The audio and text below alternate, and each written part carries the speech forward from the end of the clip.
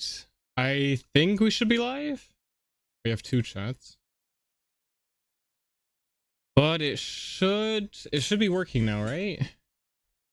You can't join the Discord for some reason. What happens when you click the link? But yeah, hey everyone, we're here. We are live. I have to see. I have the window open right now, but earlier the neighbor kids were a bit loud, so we'll have to see about that. But yeah, no, we are back, and wait, I'll show my screen. Today we will be watching this with you guys. We'll be reacting to it. The gaming Goji here. I don't know if that's how you pronounce it, to be honest. Yeah, they did an interview with the 2 creators. This will be, says the link is invalid or expired. Ooh. Okay, I'll check on that in a bit. But that link should work. So they did an interview with both the creators, and that was pretty crazy. And I'm excited to watch it. Yes, hello everyone. Gaming Goji is here already. I always don't know how to pronounce your name. Taiga guy? I'm thinking it's like Taiga guy, but I don't know if that's supposed to be. But yeah, for those of you who don't know already, Gaming Goji does create videos for the Dragon Prince. Here, we'll just go on your page quickly. Make sure to subscribe to them and watch their videos as well. They're really good. It's a lot of theory stuff as well, so if you like that, yeah, their videos are great. To be honest, okay, I'm gonna take this time to quickly understand something. When you stream, there are 2 of you, but only one of you makes the video, so I'm a bit unfamiliar with the lore behind this. But like who is in charge or whatever? Or like how does that work? But yeah, no, I'm very excited to watch this as well. Is there anything else I wanted to say in the beginning? Oh yeah, later, by the way. No, I know you're a mod, tell you. I just don't know how to pronounce your name. I'm very bad with names in general, so yeah. Oh yeah, the other thing I wanted to say, Goji Lore goes crazy. 2 of us do the streams, I do the videos. Oh, okay. Okay, well that's cool. And I'm guessing both of you did this interview again, because last time both of you did the interview, right? Also, when is the last time you streamed? Because the last time, guest decided to join me when... Oh, okay. Because, like, it only shows the VOD of your stream from 2 months ago. I don't know, maybe I've just missed them all the time, but, yeah. Oh yeah, the other thing I wanted to say is that later on, we did get Xadia, the mobile game, to work on my PC. So if we have time after this, we'll be playing that as well. It'll be the first... Yeah, it'll be the first time I ever played it. I was going to do the tutorial before just to, you know, I don't know, check it out or whatever, but I decided not to, so yeah. I keep most of them private after. Oh, okay, that's fair. Yeah, well then maybe the times that you stream are just awkward for me, like with the different time zones, because I haven't been able to catch one yet. Either way, we are back. My whole setup right now is a bit scuffed. As you remember last time, I was coughing a lot. Probably I had COVID or whatever, so things were, you know, not great. Not coughing as much anymore. So that should be good for the stream. Apart from that, if there are any audio issues or whatever, just let me know. I'll try to fix it. As for the sound, yeah, we'll see what the sound is like in a second, and then we'll just heads up, if you can share the party code, I can join your game. Yeah, I saw that. We'll probably do that. Like, we'll see how far we get anyway, and then I'll probably first do the beginning part by myself just to figure it out or whatever, and then afterwards you guys can definitely join. We spread? No, not quite. I've had it like quite a few times now, so it's just, I don't know, but it, you know, physically still a bit what do we say? I don't know, a bit tired and things, but that's fine. That's fine. Also, last thing before we start, there will be a video coming out after this stream. I realize the scheduling, it might come out during the stream, so I'll probably change that while we stream, so that it's afterwards.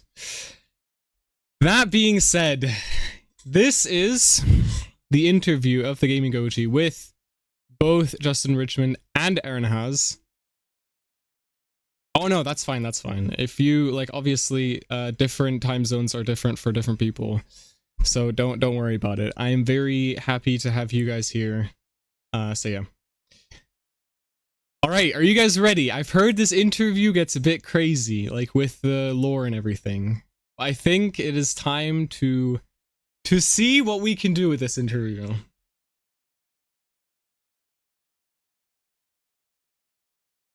Alright.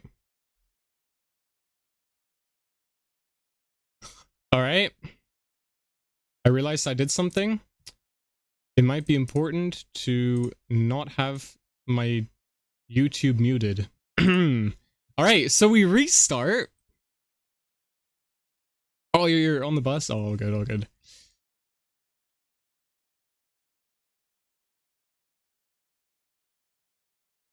Alright, did I mute it again? What's up here?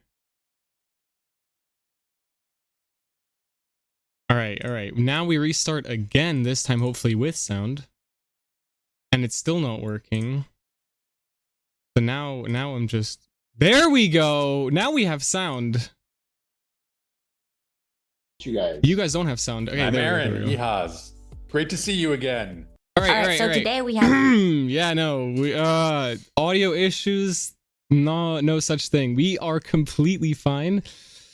I may or may not have forgotten that I muted some stuff earlier. Yeah, no, all good, Varian. Alright, here we go. Now we actually have sound. Again, if it's too loud or anything, just let me know and I'll, yeah.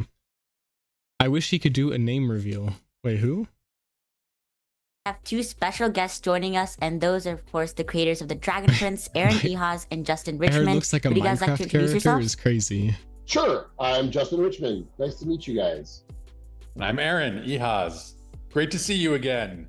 Alright, so these are the creators. Now that season 6 has come out, how are you feeling like that season 6 has come out? And quickly, for those who for some reason don't know, these two are the main ones behind the show, right?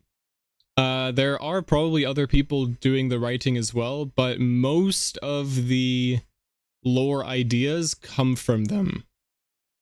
And they had the whole idea for everything.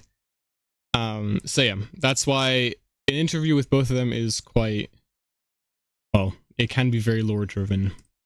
The season 7, which has been teased before. The question, how are you feeling, is better for you, maybe. How are we feeling after season 6?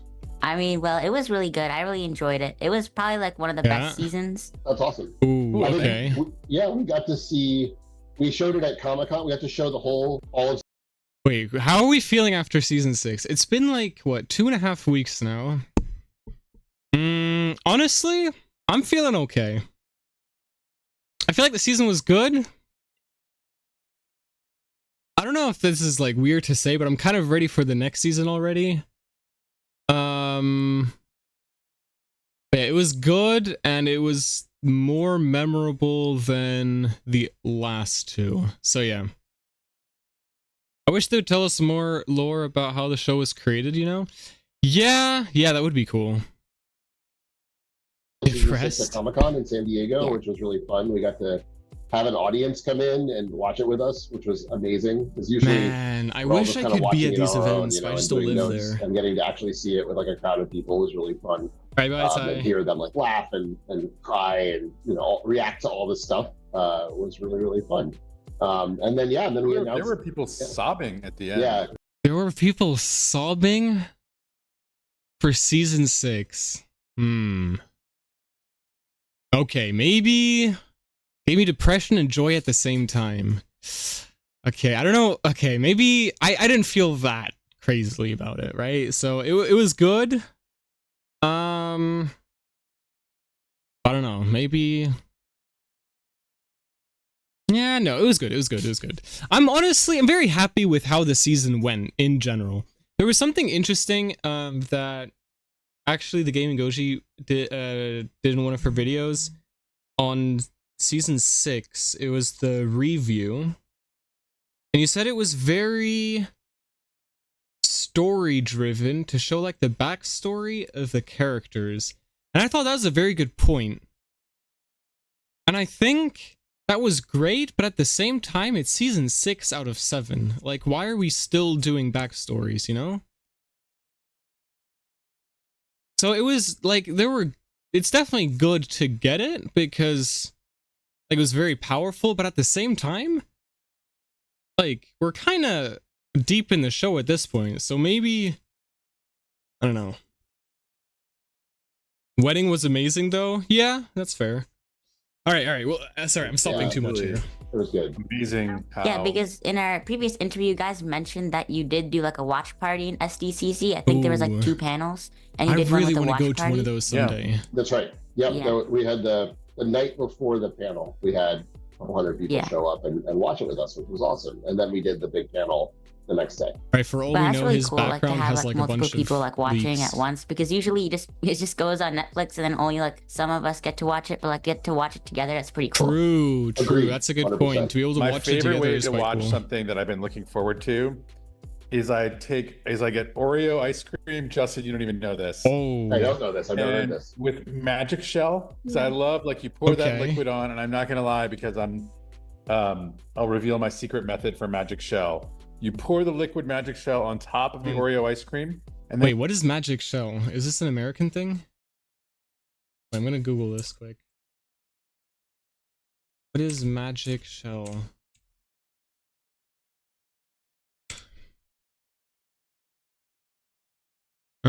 For those of you who are also interested here. Okay, so it's just like a chocolate sauce thing. Bro, is he paid by them? Why is he named the brand? 7:45? Oh yeah, it was 7:45. I mean, 7:45 my time. What is my man? Yeah, bro, he's sharing how he watches the stuff. Chocolate covering, I think. Okay, yeah. Okay, ice cream. To be fair, ice cream while watching stuff is quite goated, so he's a real one for this.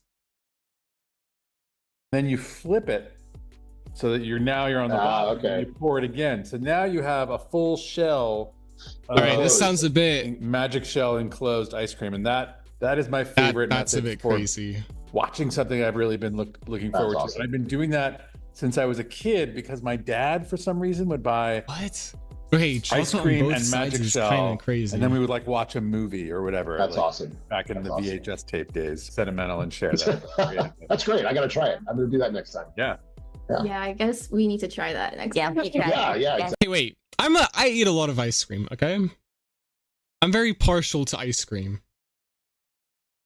But this is a different level. Maybe it's because I don't really have I'm thinking maybe it's because I don't really have chocolate sauce that I like put on ice cream, but like now I'm kind of hungry. At season 7, we could just try that.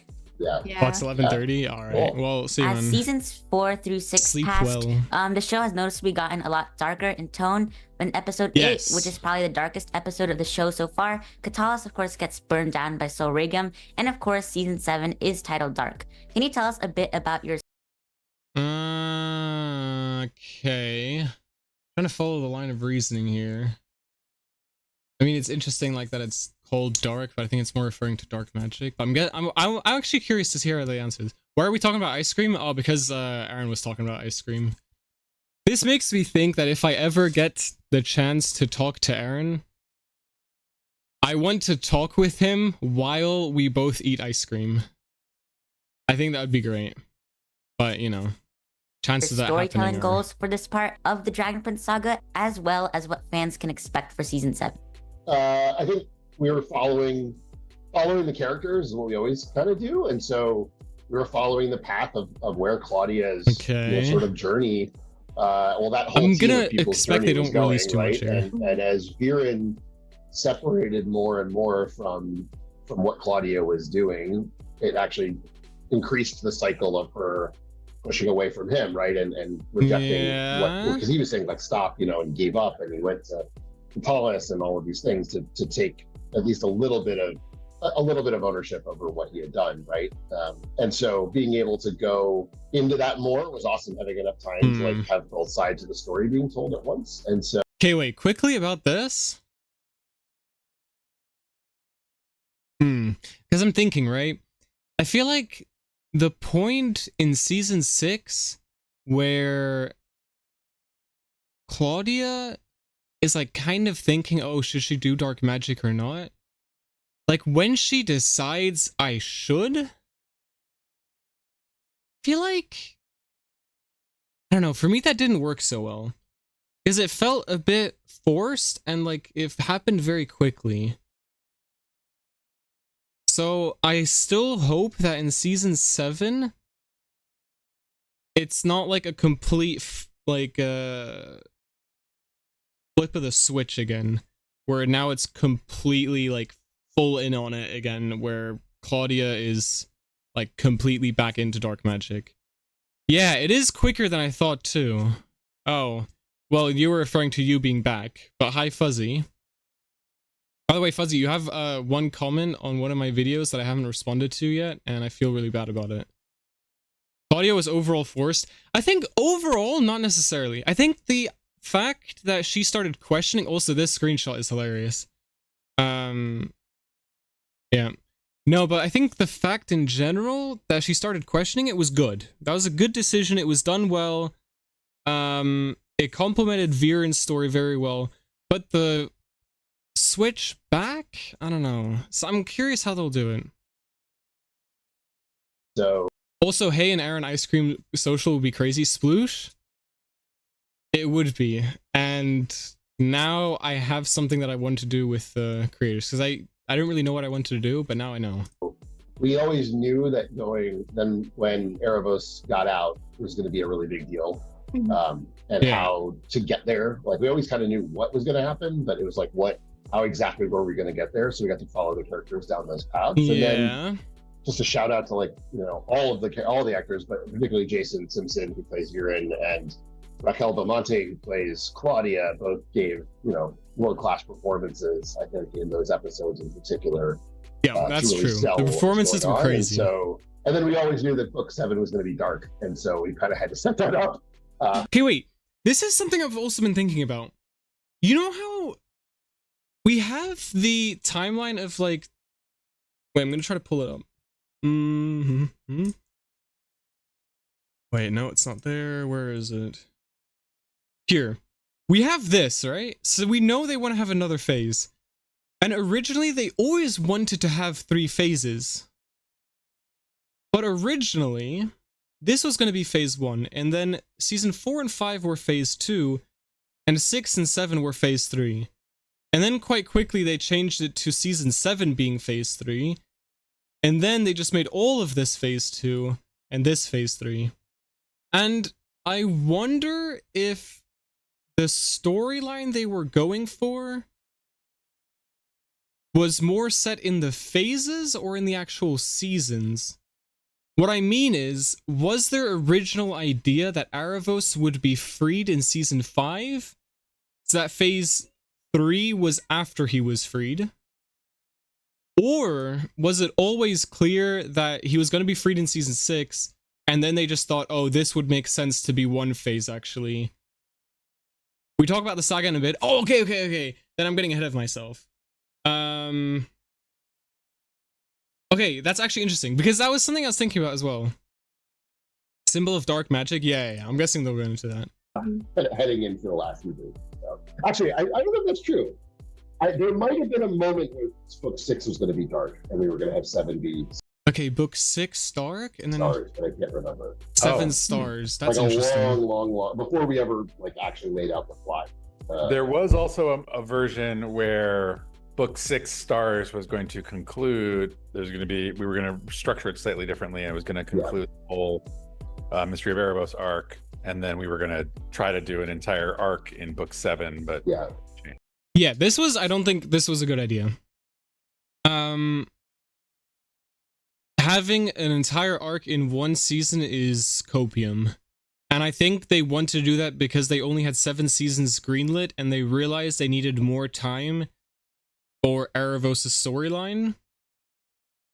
And so I think them now realizing that they would need more seasons is a good thing. At the same time, I feel like they could have done things quicker than what happened. Sam. From that, Yeah. so Oh yeah, I think I kind of remember that you guys like had like a plan. I think you might have shown it Okay, at a yeah. panel if Now you're I'm talking about it, yeah. remembering correctly. That you had a plan for like a phase 1, phase 2, and then season 7 was like its own phase. Yeah, Like there I we think go. I remember that. I don't know if I'm remembering correctly. Oh, that's right. You nailed it. Yeah. There's a graphic floating and around. the plan, on the yeah, the plan has Sorry. evolved once or Yeah. twice. So Yeah. we've tried to keep people updated as it's evolved a bit so that they understand how the story is being told. Okay. But yeah, I'm You curious want to see if some they talk inside- about arc real 3. inside baseball. The original idea was it was only going to be 2 seasons of 12, right, Aaron? Or 2 seasons of I don't know that was the original idea. That's what that's what they originally bought. yeah. They bought that number of Oh, minutes, okay. and then we ended up splitting it up differently. Yeah. So yeah. I think when Wait, we 2 seasons of 12 would be 24 episodes, and we got 27 episodes with 3 seasons. Okay, that makes... Wait, what? How would they fit in everything in 2 seasons of 12? I'm glad they were allowed to make we it went longer. in, they said, well, Only 9 episodes for one arc is crazy. Yeah, no, for sure. I'm gonna add this to my dark magic being a slightly corrupted version of star magic. Yes, I don't know if they'll get into this, but that is something I also think. because the story, and Book at that 8 time we said it's Stardust? 6 seasons. That's right. I think Yep. book And 8, they said, well, 9, and 10 are things we don't know yet. Right. We'll buy 2. And they bought 2 seasons of 12. Yeah. And then we said, well, we can tell a clearer arc if you can make it 3 seasons of 9. And Yeah, they said, oh, yeah, sure, that makes let's do it. sense. Because in those days, Yeah. they were really flexible if we had a creative rationale That's or goal. really were cool very that they were supportive of given that flexibility as Yeah, well. so I guess 'Cause it like, really moving worked on out to for the next them. Question. Thank you for sharing about, I guess, like Yeah. some insight Some into the insight. creative process. Yeah. That's definitely really interesting to hear about. Sort of on the topic of dark magic, our next question is about the cursed coins. So we know that in season Ooh. 6, Rayla chose to free Runan rather than her parents using Yeah. one of the 2 Quasar diamonds from the Crown of the Heavens. So that obviously leaves 1 Quasar diamond unused. And we know that Kpp'ar is obviously still trapped in a coin due to giving up dark magic. So Yeah. since season 7 is called Dark and explores dark magic, will we see more of Kpp'ar or his backstory? Ooh. This is an interesting question. Because I'm thinking, right? We got a bit more of Kpp'ar. We don't really know why he's important. Like, if we base it solely off of what we know from the show, outside, like, the books and whatever, if they don't count, Kpp'ar plays no role in anything. Like, all he does is he has the staff for some reason. So I'm curious if they'll give it a 3rd try to try to make him relevant. Because... Hey, Ramirez! I don't know how to pronounce that, to be honest. Wait, no, messages are getting redacted or retracted. Also, I edited this video, by the way. Oh, okay, nice. Yeah, for those of you who are just joining, this video is not mine.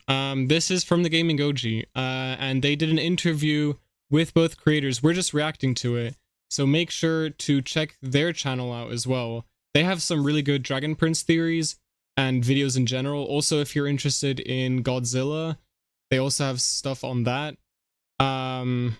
Yeah, I haven't watched Godzilla personally, so yeah, I'm a bit of a non-knower. Alright, but back to the coin thing. I'm thinking right now, if I would have to say, like, whether or not I would want Kpp'ar back, probably not. I don't know. I feel like... we'll see what they In say. season 7. I don't think we should say, but I will say I love that Okay. you're tracking that there's a coin, the coin that we know about that still has someone trapped in it. Okay, so as a coin... we know there's 1 Quasar diamond left. And we also saw Callum pick up the coin after Runan is freed and see that it's a blank. So we also have a coin that is a blank, and that's okay. I'm guessing that this is supposed to be foreshadowing, yeah, but because I also noticed that this is irrelevant. Okay, I know a lot of people are gonna fall for this, but I'm gonna be the first one to say I don't think this will happen. I don't think this will like matter in season 7. I don't think Kpp'ar is coming back. I think the empty coin will, because that was shown in the show. But I don't know, apart from that, we do get a lot more of the Blood Moon Huntress. Yeah, I mean, again, there are like the graphic novels and everything that give us a lot more on these kind of characters, but you have to assume, right, they have to also make these shows for people who don't read those. And so this is like the second time they've had Kpp'ar in a season, and we still, like, it just doesn't really matter. Was like Viren, oh yeah, no. So Kpp'ar, if you don't know, Kpp'ar have used dark magic. He was the successor of Xard. I mean, I don't know if he was a straight up successor or was a bit afterwards. But yeah, always like the High Mage had the Staff of Xard, and that was Kpp'ar, but then at some point, he kind of gave up on dark magic. Because he saw like the effects it had on him, I think. And the other thing is that he really liked puzzles. That was his thing. So that does lead me to believe that it could be that they will bring him back actually to solve the mystery of the Cube of Aaravos. Because that was kind of his thing. And actually, okay, wait, one more thing. I feel kind of bad because we keep pausing the video, and I do actually really want to listen to the interview. But quickly, I'll see. Wait, I have a screenshot of Kpp'ar's stuff. Oh wait, it's all the way at the bottom. Here, what is interesting is that he is reading this book, which is the one that blacks out when Viren tries to read it. Right? And so he probably knows a lot more about Aaravos than other people do, because at the time, we don't know if... we don't know if something happened afterwards that made it impossible to read. If that was something done by Kpp'ar. Or if this... Yeah, I don't know. Or if he has like a dark magic spell that lets him see through it. Maybe. Edit this video, and we do think Kpp'ar will come back, but we'll see. Ooh, okay, just to clarify, the voice at the start of the interview edited this video. Okay, wait, I'll quickly, 7:13. Alright, so today we have 2 special guests joining us. Alright, now we know this is... Okay, I'm guessing that's also who's on the account right now. But yeah, anyway, back to the thing. Do you think it's the Book of Aaravos? No, I don't think so. Yeah, no, exactly. He must know about Aaravos, which, like, that leads me to believe that it could be that Kpp'ar comes back. And they do use it to bring back Kpp'ar. I don't know, without Viren around? Maybe. We'll see. 7. Yeah, because I also noticed that in like the finale, Callum looks really mysteriously at the empty coin, as if he has like an idea, so I'm pretty sure that might be important, right, for season 7? Well, at the very least, we wanted the audience to know, oh, it wasn't just destroyed in that sequence. It's here. What does that mean? Is it, you know? Okay, did anyone think that it would be destroyed? Like, unironically? I feel like it was a bit too obvious, but I don't know. I guess, yeah, I don't know. I guess it's foreshadowing. Wait, there was something else that was just on my mind that I wanted to say, but honestly, I don't remember right now, so it's not important. You can kind of speculate about that, and that specifically to see that Callum is aware that it has changed. So yeah, that's really interesting, and I can't wait to see. Well, if he is coming back, I can't wait to see Kpp'ar. Okay, so now let's talk about Aaravos. So oh yeah, the other right. What I was gonna say is that since there's a free coin now, technically speaking, trapping Aaravos inside of a coin would be the easiest way to deal with him as a threat. because that way, I don't know, because I feel like they can't kill Aaravos, right? And so they'll probably just imprison him differently. If the coin didn't get destroyed, that means the pearl is still there? Yeah. Okay, if they re-trap Aaravos in the pearl, that would be kind of boring. I hope that doesn't happen. What I could imagine is that they trap someone else in the pearl. That would be funny. But yeah. In season 6, we of course learned that Aaravos' backstory and about his daughter Leola, but in the show's lore, the Archdragons referred to Aaravos as a fallen star. I wonder if he's trapped or has been trapped for like 12 or 11 or 12 years. Yeah, probably. Based on the fact that the thing changes as well, I think... Okay, here's my theory. I think that when they're in there, because dark magic is a type or an offspring of star magic, or rather of deep magic... Oh, Suzanne Zitman. Well, see you. Thank you for having been here. Right, so since it's an offspring of deep magic, which I would say is a more primal version of star magic, maybe? Anyway, they're probably connected somehow. The people that are trapped inside the coin then live in a timeless realm like the Void. And so they don't experience time the same way, and that's why Runan doesn't look like he aged or anything. Maybe. However, it is Leola, not Aaravos, who falls to Earth and is cast out of the heavens. Is there another reason? I missed. Wait. Go back. I missed the question, I think. Kpp'ar. Okay, so now let's talk about Aaravos. So in season 6, we of course learned that Aaravos' backstory and about his daughter Leola, but in the show's lore, the Archdragons referred to Aaravos as a fallen star. However, it is Leola, not Aaravos, who falls to Earth and is cast out of the heavens. Is there another reason Aaravos is referred to as a fallen star, and is there more to uncover about his story in season 7? I would say that those ideas rhyme poetically or literarily in kind of like a, not in the sense of like an actual words rhyming, but in the sense of the fact that his daughter is literally fallen and he's more metaphorically fallen. I would say is the connection. Okay, so I'm guessing what this means is that Leola, well, like you said, physically fell, and Aaravos just got banished. And that's how it rhymes, because like they both fell in a sort of way, but just differently. It's interesting. Dark magic is a form of the coughing primal. I knew it. Yeah, no, actually though. The COVID one is also the one that's in charge of it. That's why they're the most powerful one. Wait, would Kpp'ar still look like how he was trapped? Maybe that could extend his life somehow. Yeah, no, I would assume that he would be. And so I'm assuming that he would be just as old as before. What I would be interested in, since he used dark magic, maybe it affects him differently. It's interesting. That both matter. So it's like, it's like a symbolic connection, maybe? Yeah, right. Thematic connection. Yep, that's right. Got it. So while we are on the topic of STARTOUCH elves, we also wanted to ask about the mysterious STARTOUCH elf Laurellion, who has been mentioned along with the Nova Blade in previous seasons. In season 6, we find out that a human, maybe the Orphan Queen, I don't know, but like, yeah, that's just speculation, took the Nova Blade from the Starscraper in the past.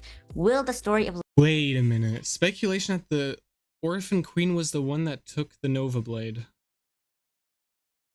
Okay, I mean, I guess we're cooking. But I don't know. Laurellion and this human be explored in future seasons, or will he remain sort of a mystery for now? It's not like this. We know the story of what happens. Like we have the story in mind for those events. Okay, that's already good. Probably not see that very much, is what I will say. Yeah, I assume that's the case as well. The human of the the human. Yeah, who is the Orphan Queen? It is the Orphan Queen. Yeah. So, but Laurellion. Yes. Sorry. Go ahead. You go. There's two sides of it basically. So some of it you're going to see, and some of it you're not. That's I'll say that. Like, I just don't want to spoil anything, but yeah, you will not. Okay. So I'm guessing. Okay, he cut himself off The questions get more insane. No. I really like these questions. I'm not gonna lie. I think these questions are very good because they're not the kind of stuff that you would normally think about, but it's good to have a bit more insight into them. I'm guessing what they were cut off saying. Actually, I'm gonna quickly first listen to the whole thing. Like the past stuff in depth. Like it's not going to be like, oh my god, this is what happened. So, but we do know what that story is, and we'd love to tell it sometime. That whole story is like its own arc. It's its own story in the past, and sometimes sounds like it's going to be a graphic novel, and all of that stuff is all tied into that lore. Do you think that story will ever be told? Yeah, okay, this makes it sound like that they have an idea which lets them like build a story around it, but they probably won't show it, and if they do, it will probably be something in the form of like, I don't know, a short story, whatever, which I don't really like, but I guess better than nothing. Laurellion is where the Key of Aaravos is pointing to. I bet Kpp'ar would be... Yeah, hooked onto his city's history. Yeah, I think so too. I think he'd be the one to understand what the key does. And like... I hope so. Wait, what was the question? Its rulers and all of that stuff is all tied into that lore. Do you think that story will ever be told? And like... I hope so. Okay, if the story will be told. Yeah, I would hope so, that we can tell that story in some format someday for sure, because it's really cool. Yeah. And we have concept art for some of it. Okay, I mean, okay, I hate to be that guy, but I'm pretty sure this is very much just like them saying, yeah, no, they're probably just going to cover it in like a short story. That's sad, but should have asked about the Key of Aaravos. No. Honestly, I think the questions that you guys did were very good. I think, very honestly, I don't think they would reveal very much about the Key of Aaravos.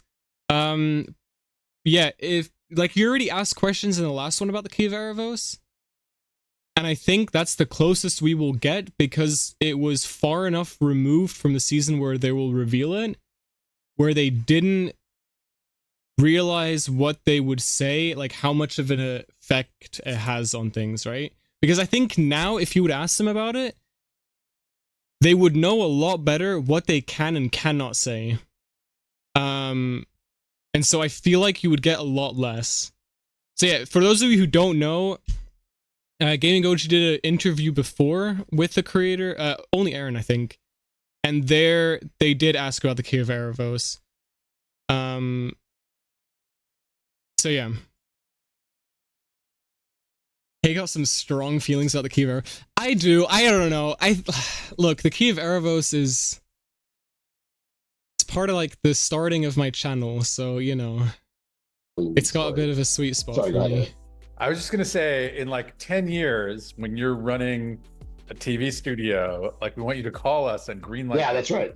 We will come make it at that point. So yeah, that's right. Or 12 years, however long. Take your time. Wait. I was gonna say it's a tight order for him, but yeah, let's give him 10 or 12 years. Wait, for who? Wait, who's running a studio? Goji, is this you? Damn, I didn't know you're gonna run a studio like that. That's crazy. Yeah, we will make sure to do that so we can greenlit like the Orphan Queen plot. That would be so cool. Oh yeah. Thank you. Yeah, we'll consider this a binding contract for later on. Okay. Yeah. Okay. Well. Yeah. So it's now been co-streamed as well. We now know if Gaming Goji ever does have a studio, whatever, we are guaranteed to have more storylines. There we go. Yeah, no, that is binding. It is bound twice now. Once because you told them, and now I've seen it as well, and everyone else. How many 1.2k people have also seen this? I think humans always had primal capabilities. That's... No, okay, so what Leola did is she only gave them the primal stones. That's kind of the thing that she did that was bad. What was something? Kpp'ar and Callum would definitely teach each other about magic. Yeah. Okay, I'll share my thoughts about that later. Our next question is about Aaravos' backstory. Because one of the biggest reveals this season, of course, is his backstory and like his titanic size. So we wanted to talk about that with respect to his prison. So first we noticed that his prison is hidden in the skeleton at the bottom of the Sea of the Cast Out. Okay, I'm glad you're asking this. Ask if those bones are Leola's bones, and if his prison is modeled off of the cottage home we see in like the flashback sequence. And if so, we're wondering. Oh, wait a minute. Are we gonna get the answer to if it is the home or if it's modeled after? What that might mean about how well his backstory was known to other characters in the past. So does this mean that the jailer and presumably the Orphan Queen was familiar with the place Aaravos lived and the story behind Leola's death? All your speculation is good. I would restate a line you have heard, which is sometimes the line between mercy and cruelty can be thin. I believe there was probably some sense of creating a prison that was a projection. Oh, okay. I mean, like, having him be imprisoned in the carcass of his daughter, which is like entirely, no, that's not like a thin line. That's like you've passed the line and said goodbye to it like 2 days ago and still kept walking. So, like, I don't know. Of home and safety for him. So my belief is that the spell or whatever it was that the jailer was able to use with the pearl projected. Oh, see you, Arian. Going to Tampa Comic-Con. Ooh, okay. Well, see you. And created Hope you a enjoy. place where he felt safe and happy, but that became his prison. And so it was probably intended to be a kindness for your eternal. I mean, it's a kindness, but it's also if you can create a prison where someone is hopefully comfortable and happy, they don't try as hard to escape than if it was like a torturous, you know, chamber where he's going to be spending every day obsessing over how to get out. So both reasons are there. And then I think there's some similar sense to why they hid it within the car. Okay, but this means that it's modeled after his home and not actually his home. That does mean that they know what his home looks like, which means it does physically exist within Xadia. And probably still does. Carcass, you know, of his fallen daughter is, you know, there's someone somewhere probably thought that was ironic and twisted to do, and someone thought, well, yeah, no, it is just we'll kind of return him to the heart of no, that's just messed was up. Happy while we, so like you have to again, be borderline psychopathic to think that's mercy and okay. cruelty can be thin, is what I would say. So yeah, it's kind of like, yeah, so that basically that line relates to how it, like, his prison was crafted, kind of. I think it's sort of. I mean, I think the idea that Aaravos invited let's say me. they put him in a, you know, featureless like void and there's nothing in it, right? Like that's almost more cruel than like giving him his house and his books and like. Okay, wait, but it does sound like his prison is technically a featureless void, but they just added things to it. Which brings me back to the theory that actually it is the same type of magic that is used to imprison people in the coins, and only because he had a mirror could he communicate with the outside. But technically for Aaravos, time does pass, but maybe he doesn't age. But he can feel it. Bro, imagine if the time does pass but you don't age. Like, Kpp'ar must be bored out of his mind. Because, like, then both of them would be like, in the starry void, kind of. Because they both come from similar types of magic. But for Aaravos' prison, they put stuff in it. The chair one. Oh, my word.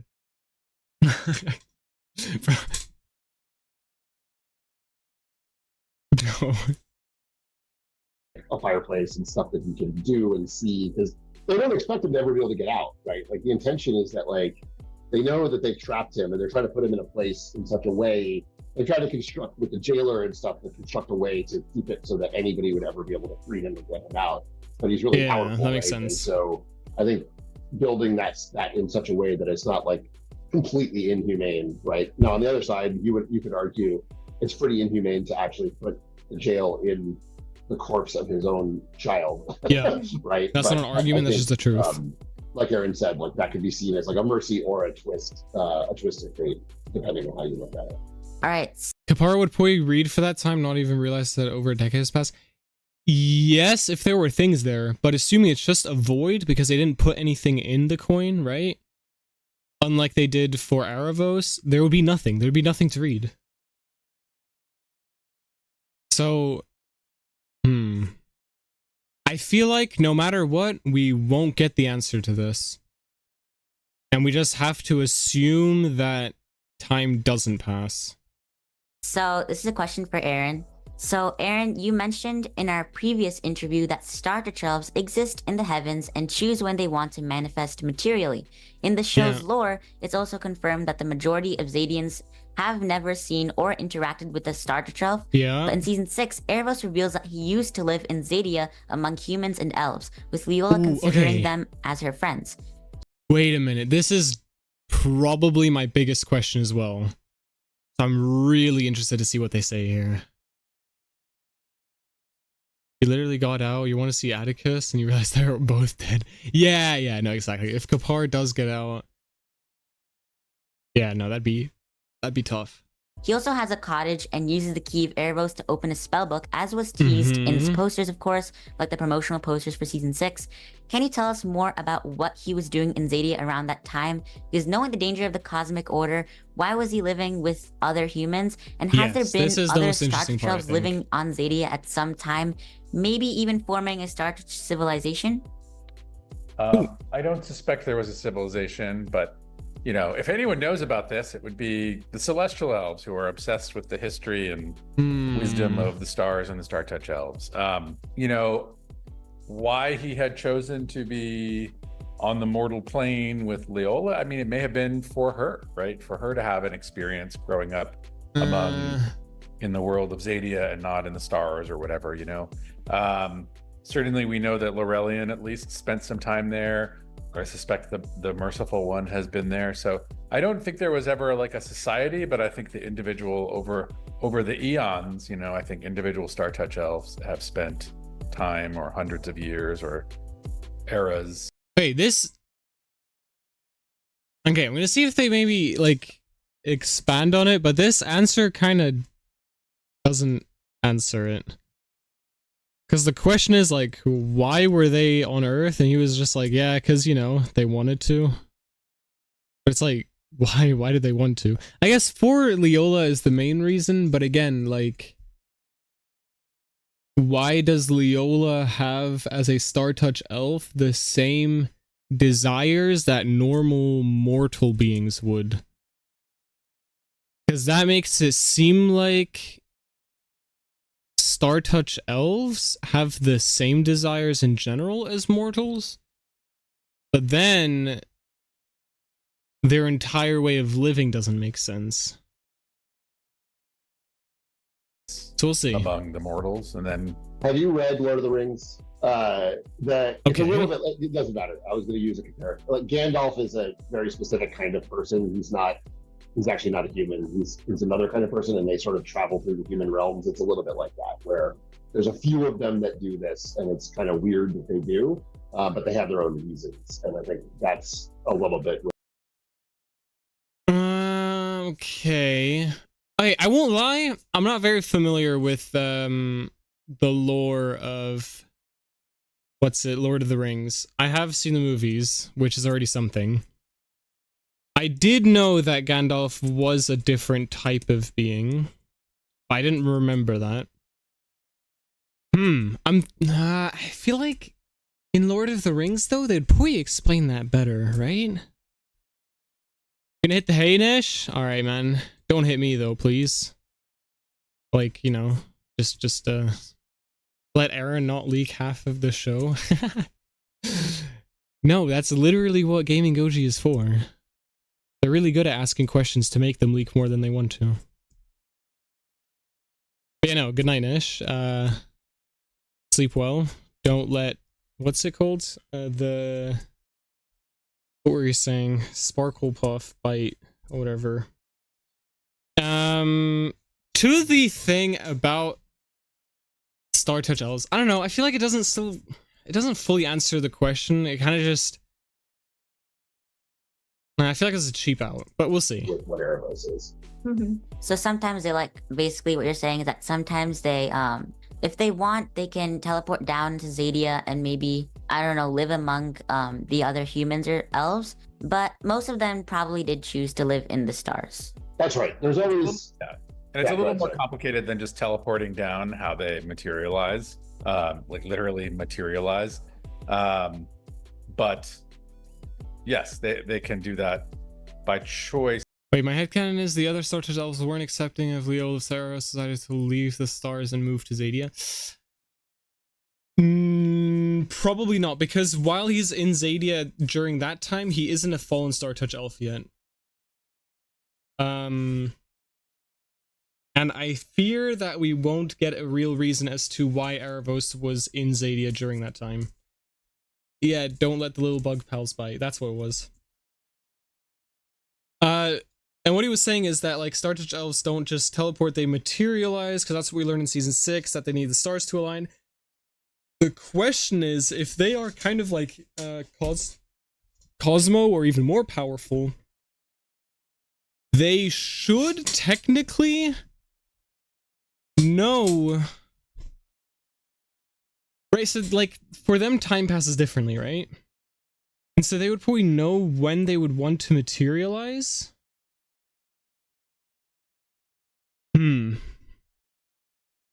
That's interesting, because, like, they can't do it all the time, so at some point, like, they'd have to have a reason to materialize. Or maybe they just thought, like, dang, it's my turn to materialize, you know, why not this time? Like, who's the STARTOUCH elf would go crazy? Okay, no, that is actually crazy. Sploosh cooked too hard. With kind of some magical complication when their stars align. On the topic of the STARTOUCH elves again, we were wondering if you could tell us a bit more about, like, the STARTOUCH Elf Council, and maybe a bit more about, like, how cosmic justice specifically is enforced in Xadia. There we go. Because based on Season 6, it seems like Leola is brought to the council. Wait, can I read your past message about the coins? Yes, sorry. When Rayla went to the dead world, they were in a forest, so I would assume the coins reflect the place where you live. Hello? Why is my thing doing this? Okay, where you lived. Ronan was fighting. Rayla's parents were dancing. No, you're actually right, because we did go into the coin, pretty much. Then again, did we? No, that is an interesting thought, though. So that... Okay, well, this does make it seem like that the coins and the pearl are connected, which means dark magic and star magic is connected. Interesting. Cosmic justice, yeah, no, cosmic justice is a bit crazy. Somehow reported her to the STARTOUCH elves. Does this mean that Xadians are able to contact STARTOUCH elves? And even if not, given Aaravos' infamy throughout Xadia, why hasn't the STARTOUch Council taken action against him? I mean, like, in comparison to Leola, he seems to be guilty of actual crimes, and he seems to have given humans access to dark magic. I mean, some of that is meant to be mysterious for now. I mean, we have an idea of how it works and what power STARTOUCH elves have over one another, and obviously we've seen it exercised in this case where, you know, Leola was brought before cosmic justice. But I wonder if they have like a voting system like in Among Us. And what we saw with Leola, it's just like an emergency meeting, and then too many people voted her out, and so she just got banished to Earth and like killed. She like literally got sent out of the spaceship. Like, maybe, for all we know, the STARTOUCH elves are just playing Among Us, but like in real life. And to them, they're just doing the task, and Aaravos is the imposter. Wait, is this... Wait a minute. This might actually be it. And she faced it in a significant way. There's a fungus Among Us. I mean, why has... Bro, true, wait, Aaravos... they mentioned Among Us in the show, so they know about it. So it was an inspiration. Wait, this is the... Wait a minute. No, Dino, stop. This is actually what... Okay. This is what's gonna happen. If I, for whatever reason, ever get to talk with Aaron, we're gonna sit down, have an ice cream, and then talk about how the Dragon Prince is a metaphor for winning a game of Among Us. It would make sense for the connection between dark magic and star magic. Would be Aaravos because he created dark magic. Yes, no, exactly. Yeah, I think so too. That was my theory, that it was a game of Among Us. You see? Great minds think alike, guys. Not faced it. Well, you may have to ask, like, well, what does it take to face it? How can someone be called before cosmic justice? How does that work? So that's stuff that we have thought about, but I kind of don't want to fully get into right now. Okay, I'm not gonna lie, the way they're answering this kind of sounds like we have no idea. Like, I don't want to be that guy, but like, I understand when you're making an entire show, you can't think of everything, right? And you just have to go on, like, you just have to go on what you can create, and then kind of just the story develops. And so I think a lot of the stuff that they had thought about were very basic, like, general plot strokes. And I think in this case, they don't really know. And they're trying to make it make sense. And I hope they manage to make it make sense. Because otherwise, I think this will be a pretty big plot hole. There's a new Among Us map, right? The fungal. Oh, wait a minute. It's all coming together. Now, the Cosmic Order is just playing how long asking. Right, you could think that, and like, that could be an explanation, but I don't think that that's intended. And I think rather right now they're going to be trying to do like justification for the choices that they made after. Like, after they made the choices. Now, We'll see. I mean, what I would say is that Aaravos's kind of current experience, which may have, and kind of agenda, which may be playing out over hundreds or 1,000 years or so, is really a blink. We're gonna make this Among Us theory. Okay, wait, we actually though, Gaming OG, I was saying this before, but I have been watching your videos, and I was watching your stream the other day as well, and I don't know, I think that the way you guys create, well, you mostly create content is amazing, and I would love to, I don't know, collab in some way. And maybe this has to be it. I mean planet. Yeah, no, we got you, don't worry. Aaravos once a member of the council in season 1. Expelled for some reason. Season 1 we see him. Yeah. This is actually here. We can pull up the picture. This right here. He has the same crown that the other ones do. His star thing is still there. So it was definitely still in the council at this point. And there were a lot of elves that saw him here. But yeah, we don't know what happened afterwards. Tumor VA, what? Average vote in the Cosmic Order? Okay, wait, I don't know if I can show that on stream, but that looks silly. Collab interview. Oh, okay. If for some reason you get another interview with Aaron, actually no, I don't want to do that, because like, you guys deserve it to do it yourself, you know. I'll just react to it. That's fine. Blink of an eye for StarTouch elves, right? So maybe he will face it at some point. I will also say that. Okay, wait, that's an interesting point. StarTouch elves experience time differently, and so maybe he will face it, like, the order at some point. And for them, it wasn't too late because not that much time spent. It's a weird argument. Because technically, if we think about it, right, Leola probably got snitched on, like, way... Like, she probably did give them magic, and then, what, like, pretty soon afterwards, you know, the whole thing happened. So I feel like that's not a great argument, but yeah, we'll see. You might get another for season 7. Oh, I would love to see that. Council talks about proof when they punish Leola. Maybe there's just not enough proof.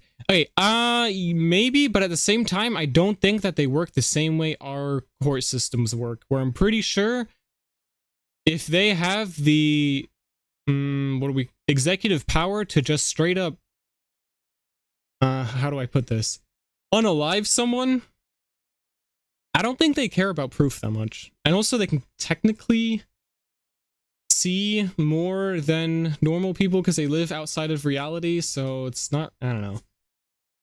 My theory on why the council didn't do anything. Aaravos, we have Leola gave the humans magic. And personally, in Aaravos, theoretically did nothing. And stuff. All the stuff that happened was humans or anything else. Yeah, no, I think so too. But yeah, I don't know. Again, it's a bit weak. Names, but... if you want to start a band, feel free to use that. Wait, what's the band name? Hundreds or 1,000 years or so is really a blink of an eye for StarTouch elves, right? So maybe he will face it at some point. I will also say that Cosmic Justice is a great band name, so if you want to start a band, Cosmic Justice is a band name. To use that. Or maybe he's entitled to do what he's doing. I don't know. I mean, you don't know until you know. So, like, hey, maybe he's entitled. No, he's not. He's a fallen StarTouch elf. I don't think that would make sense. Is the interview's about to get crazy? Okay, that's good. As in, like, I'm ready. I'm locked in now. Aaravos is an alien that was betrayed by Earth. Also in Leo's flashback, or you can see the solar system. Yeah, you can. Which means that other planets are canon, which means that technically Xadia has to be on a planet. But since we don't know about anything outside of Xadia, it's a bit weird that they would introduce that, because, like, what is Arc 3 gonna be about, like, the other continents? Okay. Okay, we're locked in, though. Cosmic Justice, if you want it as a band name, sure. Like, but I will say the main thing is that time plays out across a longer stretch from the perspective of the StarTouch elves than from our perspective. So yeah, that makes sense. And if Aaravos is now living in like Xadia now, right? He spent most of his time in Xadia. He never really went back to the stars, if I'm not mistaken. So maybe that's kind of why you're saying, like, he has this kind of human perspective of time that the StarTouch elves who live in the heavens don't have. I think that's pretty insightful, right? Like, I think it's pretty insightful to say that, like, Aaravos has a better sense of humans than probably the other StarTouch elves do. Okay, because he stayed in with the humans. That makes sense. I think this is something also that we kind of knew from the short story. I don't know, was it Patience? I think it must have been. We kind of goes into that a bit. The timeline and Order's reaction wouldn't make sense. Aaravos wasn't a fallen star until somewhere between 800 to 500 before Zim. But then it doesn't make sense why they wouldn't have him dead. Yeah, no, exactly. I feel like, again, I am not convinced that they had it fully figured out why things happen exactly the way they did, but more focused on the fact that they did happen that way and are now going to try to justify that. I might be completely wrong, and they might have, like, everything nailed down completely as to why they want things to happen that way. But yeah, I'm not entirely convinced for now. Tyler's fully charged for Xadia gameplay. Let's go. With them over the years, as opposed to the ones that are in the stars are just kind of looking down and being like, oh, there's all these things going on that they can kind of witness, whereas that's fair. He is, like, directly interacting with them. And so I think you can definitely. But I feel like they would care more when it's StarTouch elf doing things of human lifespans and what humans can do in a certain amount of time. Okay, actually, with this reasoning, maybe they don't care what Aaravos is doing. Because Leola, like, genuinely changed the playing field by introducing magic. But Aaravos didn't, because I think the problem of what Leola did, right, was giving them something that was unnatural to them, which was access to primal magic through primal stones, which humans were not supposed to have, because they just don't have that, right? But what Aaravos was doing, he didn't do that per se, because he gave them access to dark magic, but they would have had that regardless. They just didn't know how to use that access.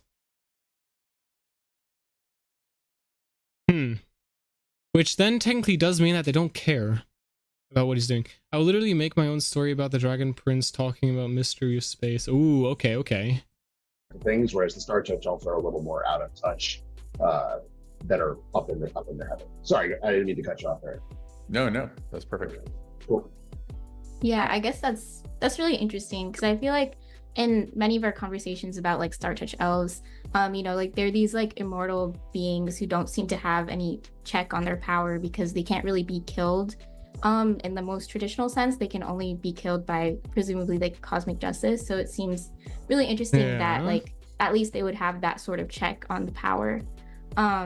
So I guess like our next question is more of a speculative. Hey, wait.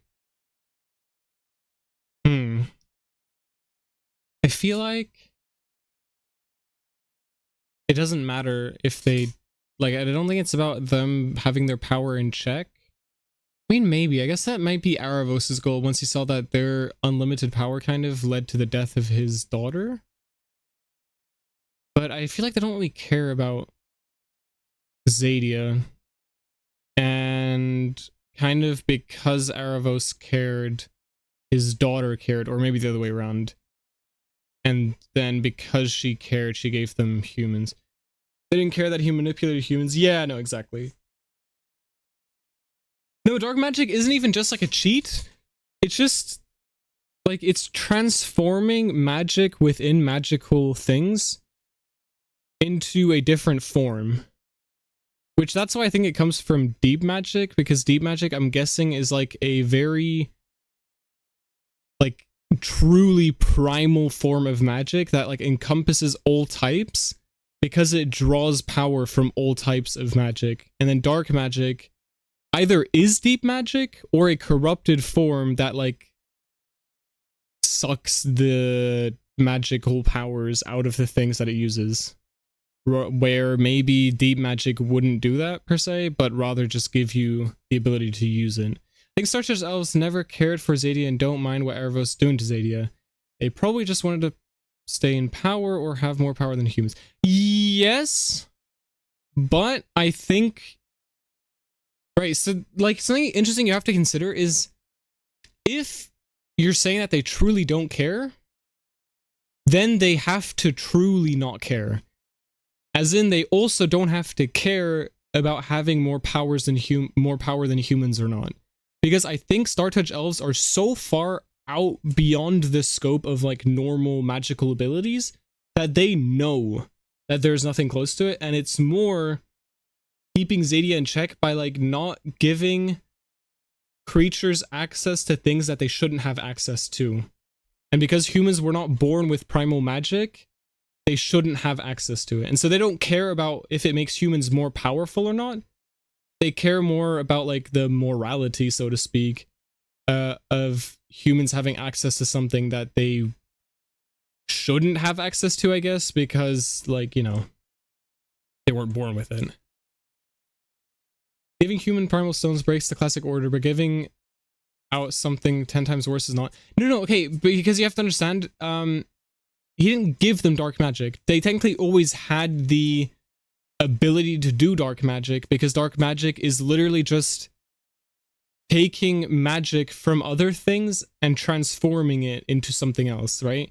Because for all the dark magic spells, you always have to have something magical that you then use in the process, right? So if we even look at the first dark magic spell that we see with Viren and the butterflies, he has to consume the butterflies to then be able to like take their life force and transform that to then be able to affect him. Or I don't know, like in the first 2 seasons they often use fire or whatnot, and so they kind of take the magical properties of other things, consuming that in the process, but transforming the magical properties of that thing to then be able to, you know, do whatever with it. And it doesn't seem like they have the same bounds as other magic do. And so he did, like, Aaravos didn't give them that. But primal stones are key to magic. Dark magic is much worse because it requires death to work. Yeah, but again, humans technically had access to dark magic. They just didn't know how to do it. While they didn't have access to primal magic. So I think that's the difference. But yes, it is confirmed that also Aaravos is the only StarTouch elf mage. As in, like, archmage. As in the one... Actually... I'm thinking now, Archmage just means that he's... Archmage just means that he's very connected to one, right? Because he's the only one that can do multiple. But, like, if you're very connected to one, you're already an Archmage, right?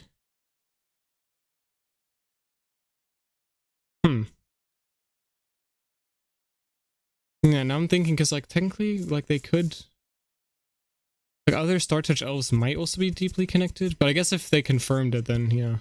Well, what do you think Aaravos' goal is? Maybe he wants to make humans equal to elves and dragons and then bring Leola back to life and sacrifice himself in the process? I think that Aaravos' goal is to overthrow the StarTouch elves. I think that he was disappointed. I think he originally didn't care about how they worked. And he thought that they were kind of just, like, weird. Like, he didn't like the system the way it was, but he didn't care to do anything about it. But then once that system pretty much took away his daughter, I think his goal is to get rid of the StarTouch elves, because in his mind, once that happens, humans and elves will be a lot more free. But he doesn't care what happens to make that happen. No. Okay, wait. Isn't Archmage just a mage that's really good at a certain type of magic? Yes, exactly. So, that's why Archmage Akiyu is also an Archmage, because she's very deeply connected to the Ocean Arcanum. Hearts of Sinner required a human heart to work, so to kill a human? Yeah. Yeah. Anyway, we'll go back to this. Based on, like, other aspects of the lore. So when Aaravos is talking to the StarTouch Council, we noticed that one of the StarTouch elves tells him that Leola's act of giving humans magic is the beginning of the end.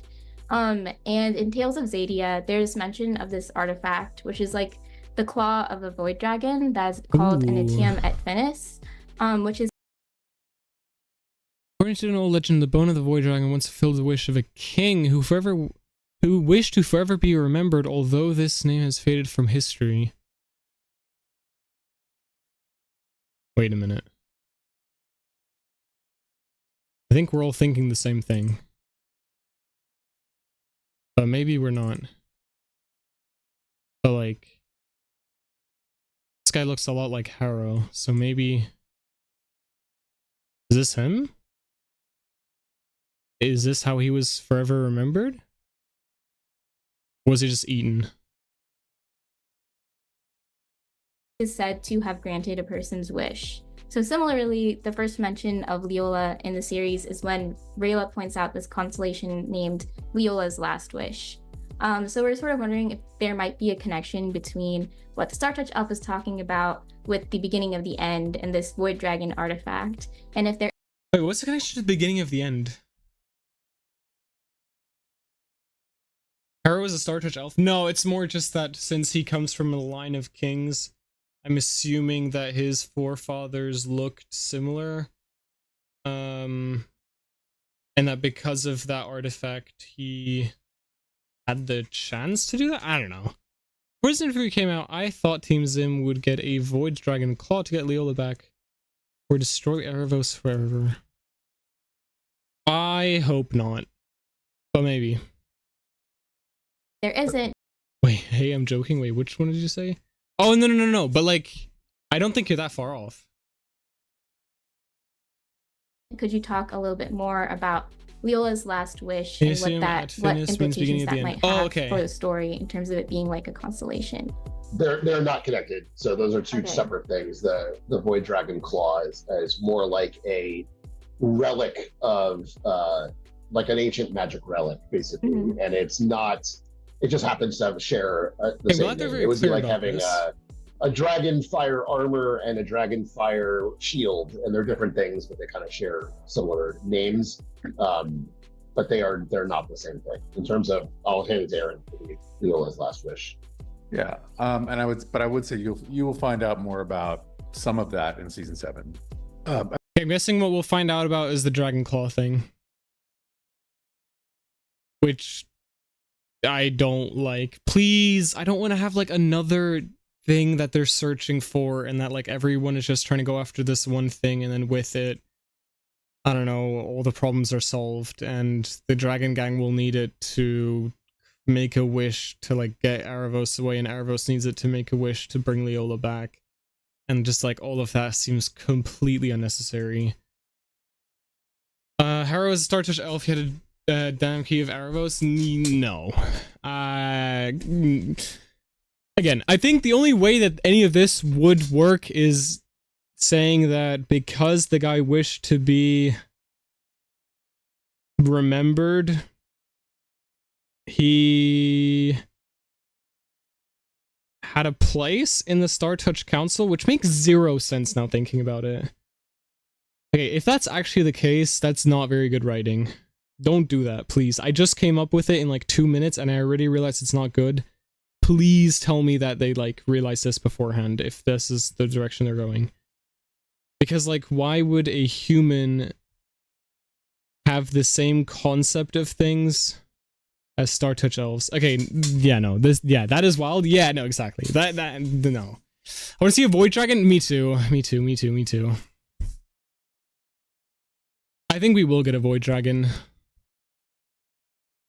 I mean, some of this stuff with the STARTOUCH elves is, well, you know what? You'll find out more in season 7. Ooh, we can do an interview after season 7. Yeah, we need another one. Yeah. Ooh. All right, so wait, did they just say they're gonna do another interview? Season 7. We can do an interview after season 7. Look at this. Wait, what? Gaming Goji out here making moves. Yeah, we need another one. Yeah. All right, so we're getting away from STARTOUCH elves a bit. We were wondering if you could tell us about one of the main characters, Terry's background and story. Obviously, he's very devoted to Claudia and helping her out, but this constantly comes at an extremely high cost. Because of Claudia, he is forced to kill ELVES. Okay, wait a minute. Gaming Goji, you're asking them hard questions to them now. There's an entire section on Terry's background. Guys, I'm actually very excited about this. I can't wait to hear what they will say about this, because as you know, character of Terry and myself, we don't get along. We could do another one, bro. I would love to see another one with you guys. Again, I would love to have these chances as well, but yeah, I don't. I don't live there. Maybe someday. Betray the other and basically betray the other elves and dragons, and of course release Aaravos. Okay, it's also good they're pointing out, like, it's been hard for us to understand what's in it for him besides supporting Claudia. Can you tell us more about his background, maybe his family and his motives? So some of learning more about where he's from would come in. Wait, quickly, to give props, I really like the framing of this question. Like, first of all, I think this question is important to ask, and I've made my thoughts quite vocal.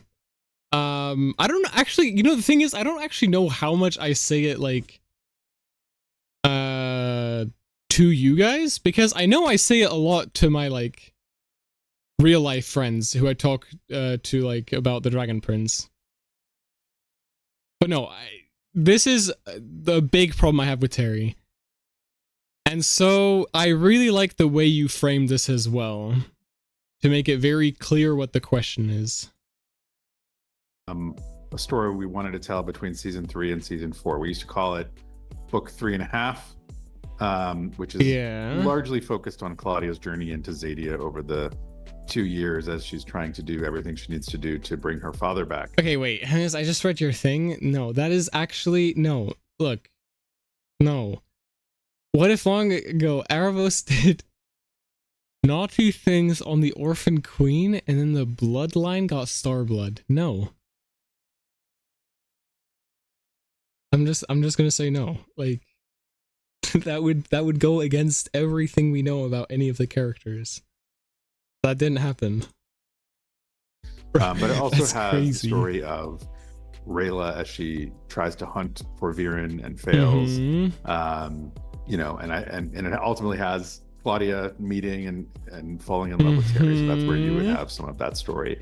In terms of like who he is and what he struggles with, yeah, he's obviously a really kind-hearted, wonderful person, and he's not wrong to love Claudia. Claudia is a wonderful person who has made some bad mistakes, who is walking a dark path, and it's complicated. And in our lives, you know, we attach ourselves and love people who have flaws and failures, and it can lead us down the wrong path.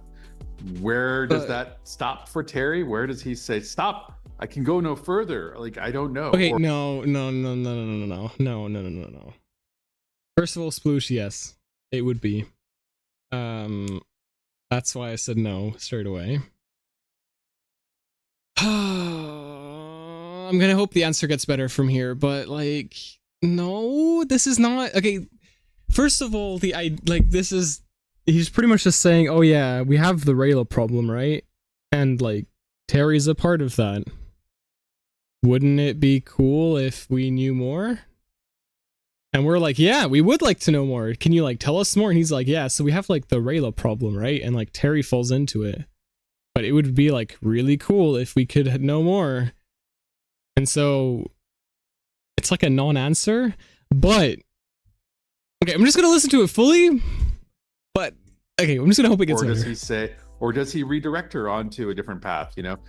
But those are certainly going to be tensions within Terry that we see play out. But I definitely see them as kind of realistic representations of conflicts we all have in our life, you know, like if we're really lucky, maybe the people we love are all on easy paths and happy paths and righteous paths. I don't know the word righteous, but like, you know, but sometimes people in our lives make choices that are not okay. Here are my thoughts.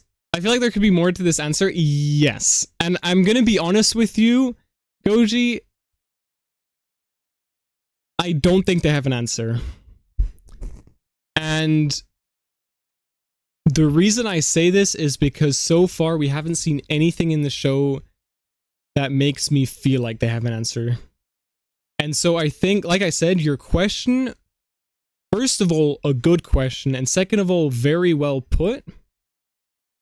And I don't think they have a complete answer to it.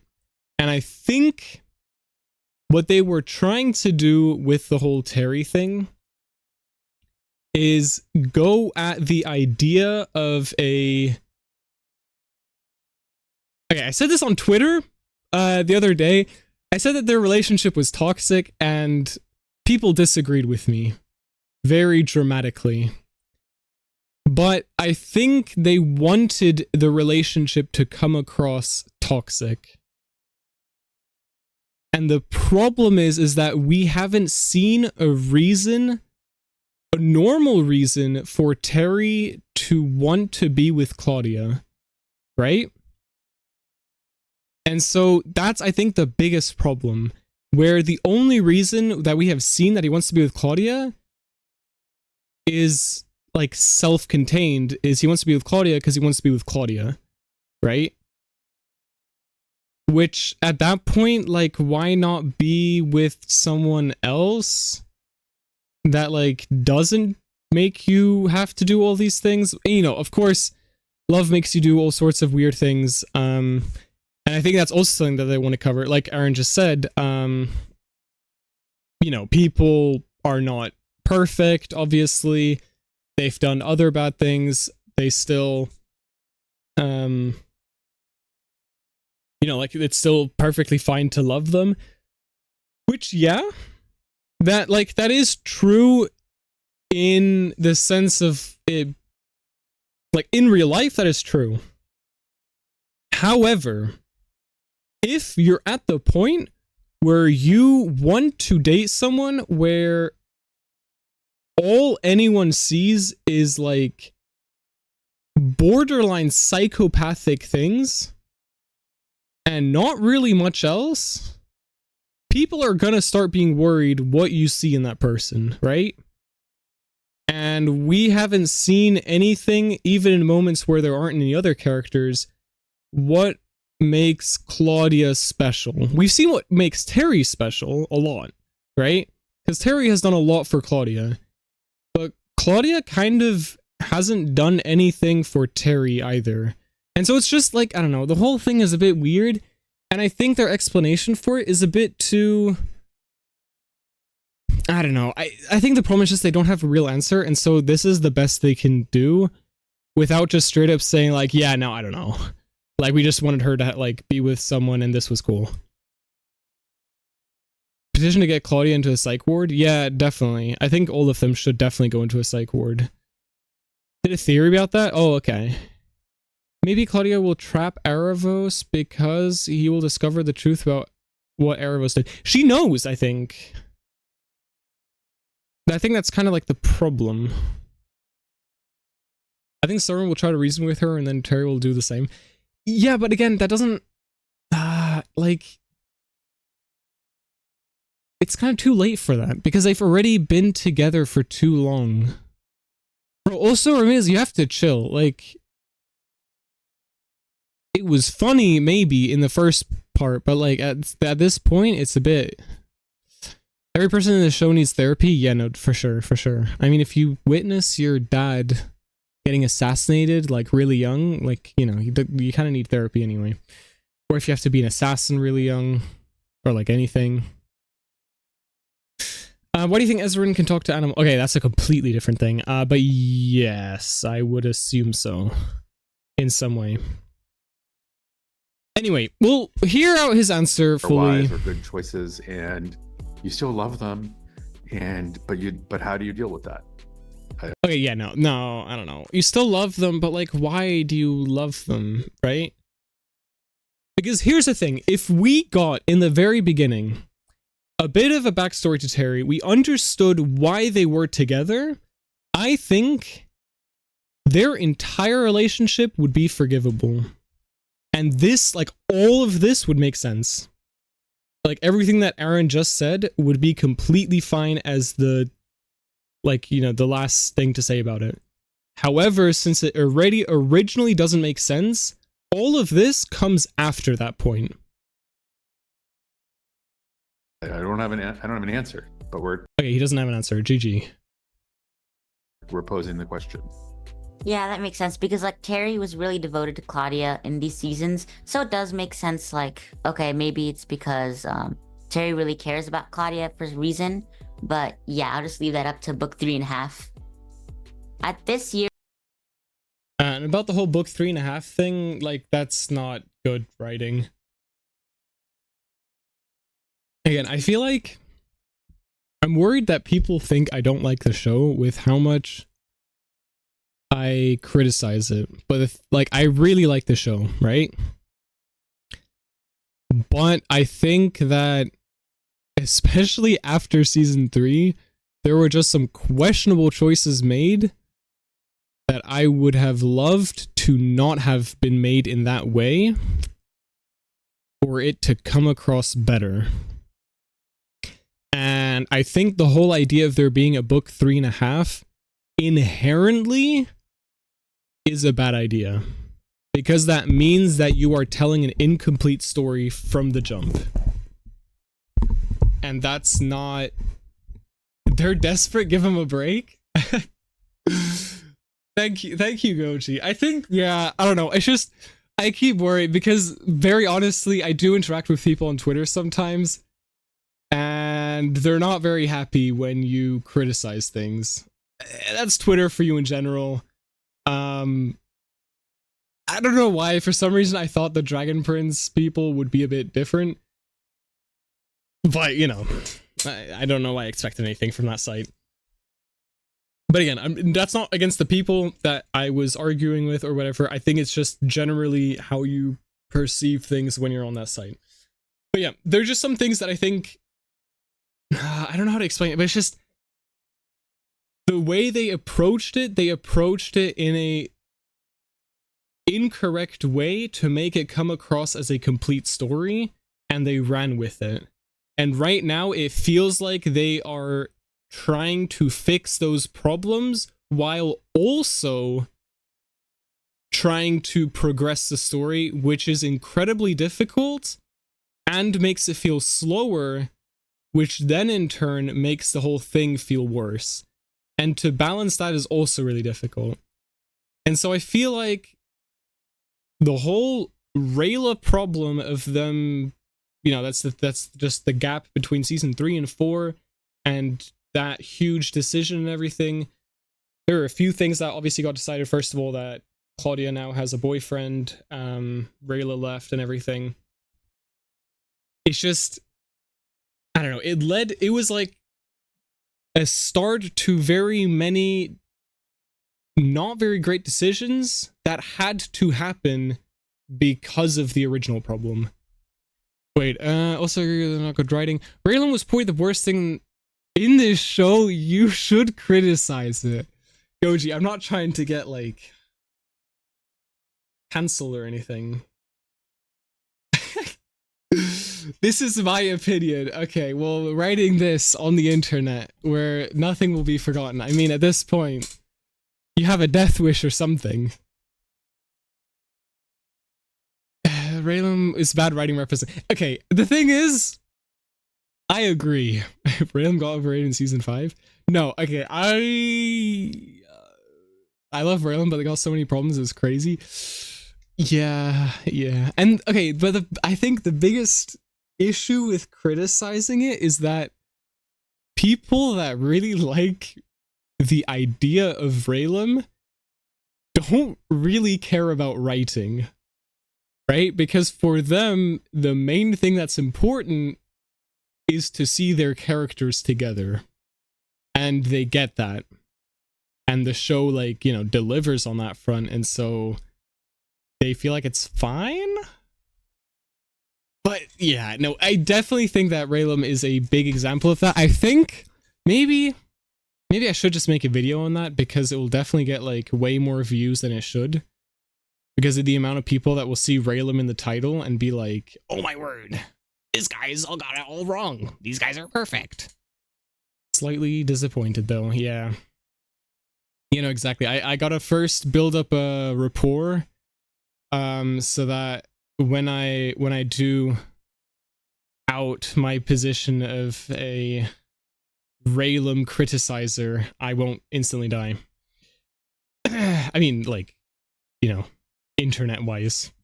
Okay, but here we go. Arc 3. I think, again, Goji, you did a very brave thing in asking this question. But yeah, it is what it is.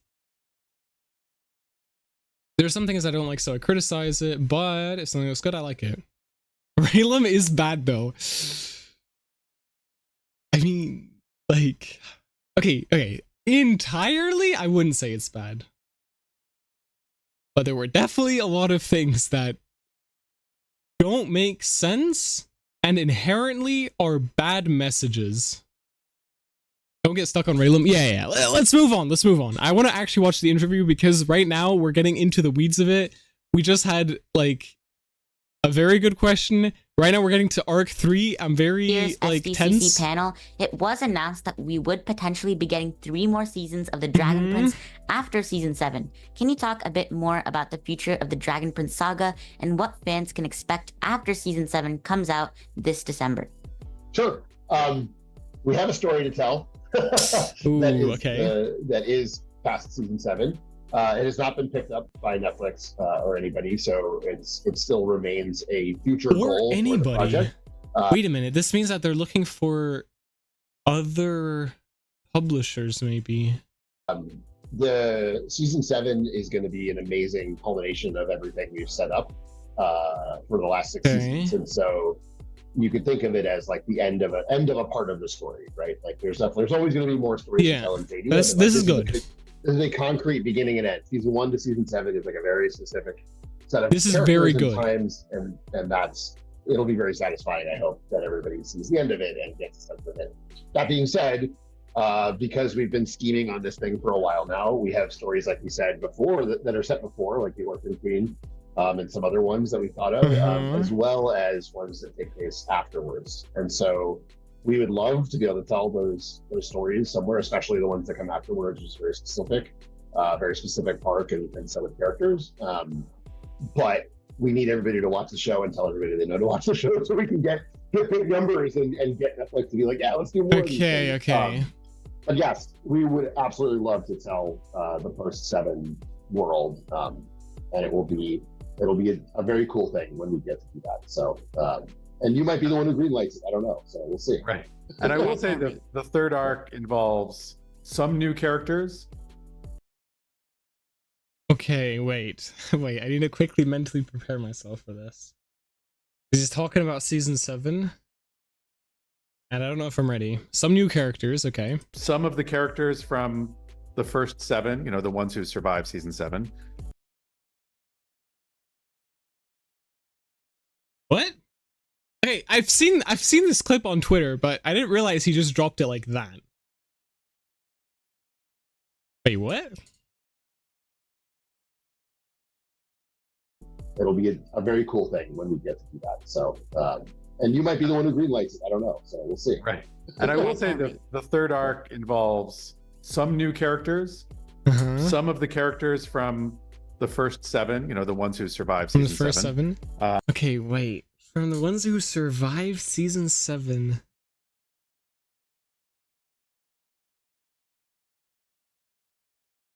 But it's an evolution, or it is a next part of the story.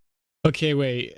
Coach just said this was the most popular part of my interview for some reason.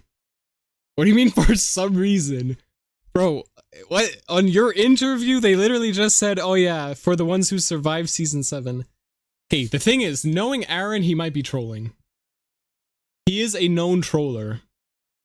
And this could be his way, like he could have practiced making sure to say people that survive season 7 to make people speculate. And everyone will survive. Having said that, Sploosh is about to be banned because he's saying that Soren is dying, and that is borderline libel, because Soren will not die. He cannot die. He is in fact, no, he just doesn't die. Yeah, it's obvious that someone will die. Yeah, that's the problem. It is. No, but like them confirming it is kind of crazy. No, guys. Soren doesn't die. I hope you know this, right? He survives. No.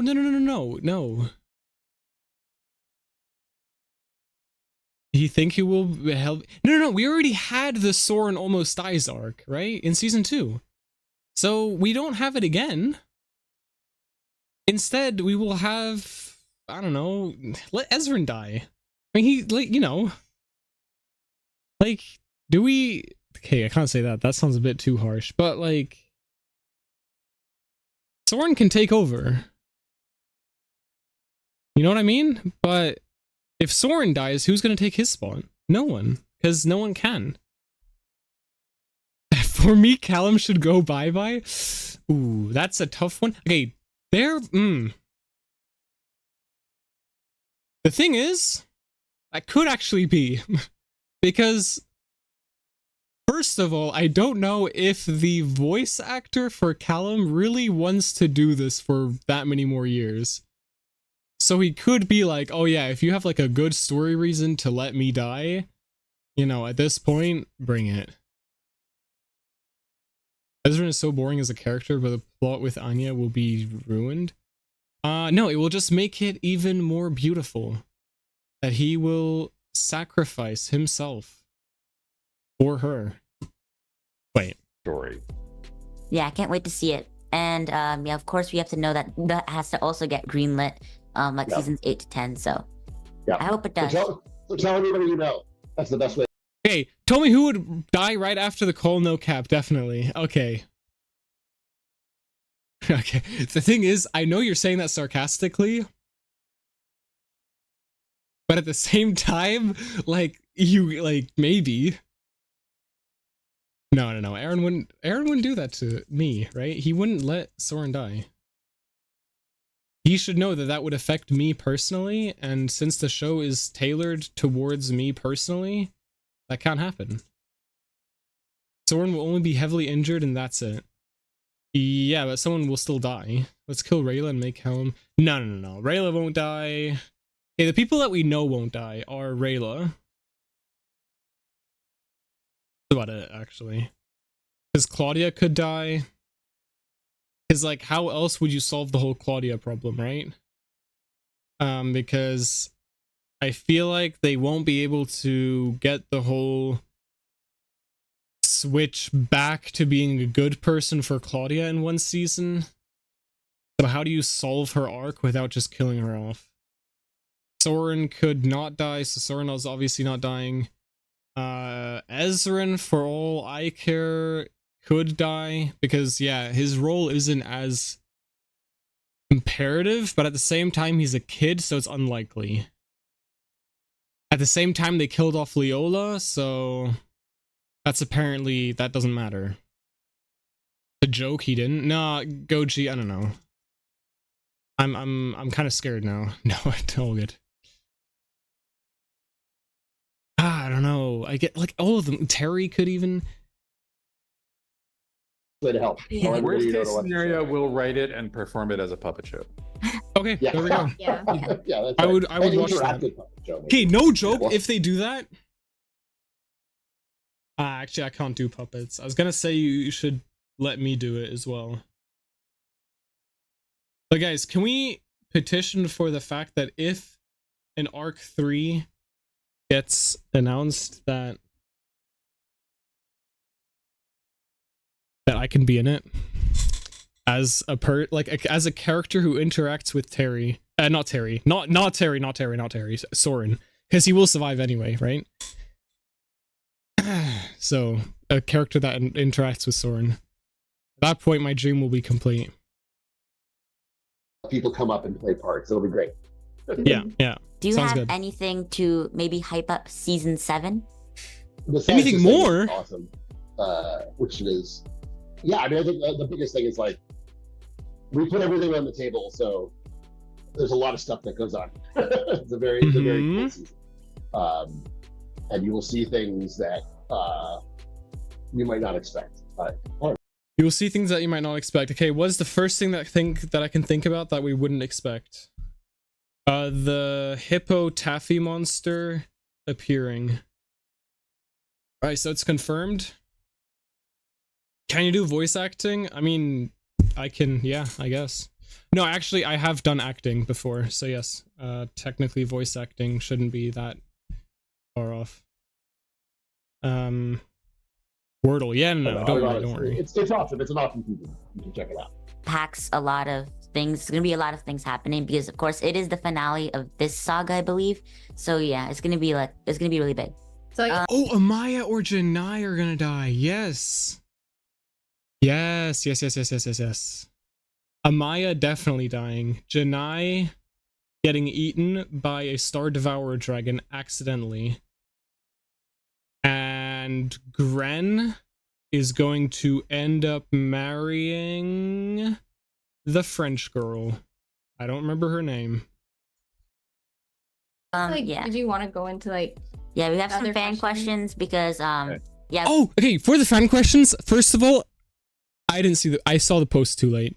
My question, if you remember this, Gaming OG, my question, if you get to interview them again, is if Stella could talk, right, and you had to give Stella a voice line, when would you give her a voice line, and what would she say?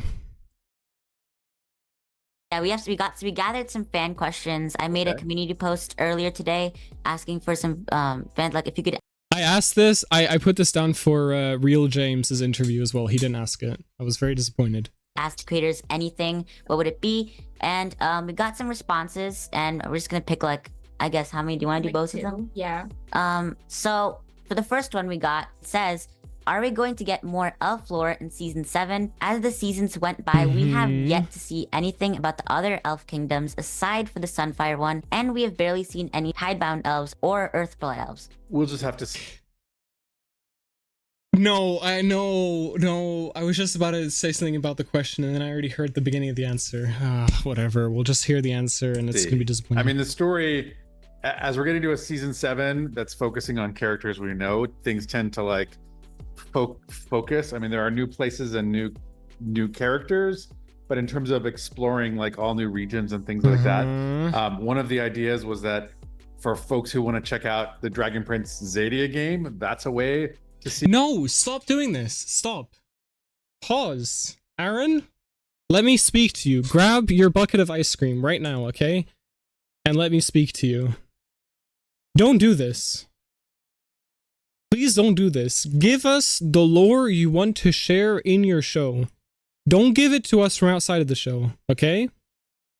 If it wasn't good enough to be in the show, it wasn't good enough to be mentioned. So this is not, like, don't, oh, no, I don't want to have to play a game to have, like, normal lore. Like, it's fine if there's lore in the game as well, but, like, basic world building?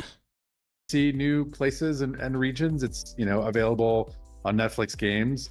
And so there's a ton of new elves. Also, if you're gonna put it in the video game, let me at least play it on my phone. Like, don't paywall this thing behind like expensive phones, please. Like, make it optimize that game. It can't be that hard. It's not like that crazy to run, alright? When they all dead, unless you do a spell where you summon their ghosts or something. Ooh. Are we doing Xadia? I mean, I don't know. We'll have to see. It is not great game-breaking lore. I know. That's the problem. It's very basic lore. Like, very, very basic lore. And that's the kind of stuff that should be in your TV show if your TV show is about different, like, human kingdoms and elven, well, they're not kingdoms, I guess. What are they? Like, groups? Then in your TV show about those different things, you should be covering those different things, right? Imagine putting lore behind a paywall like that. Yeah, like, it's already bit weird putting it behind. This is my face when I hear this right now. Already putting it behind like a paywall of like graphic novels and whatever is questionable. But that's like more specific lore. But like normal, yeah, elven tribes, I guess. Like that stuff is like, come on. In there and stuff. There's like all kinds of cool stuff. So yes. In terms of the story, like, we just have to get to it when we get to it, you know. No, you should have gotten to it. That's the point. Like, you had an entire season. Okay, Aaron. Look, I'm not a producer or a co-creator or even a writer or even an actor or even a voice actor. I don't work on this stuff officially, but hear me out, okay?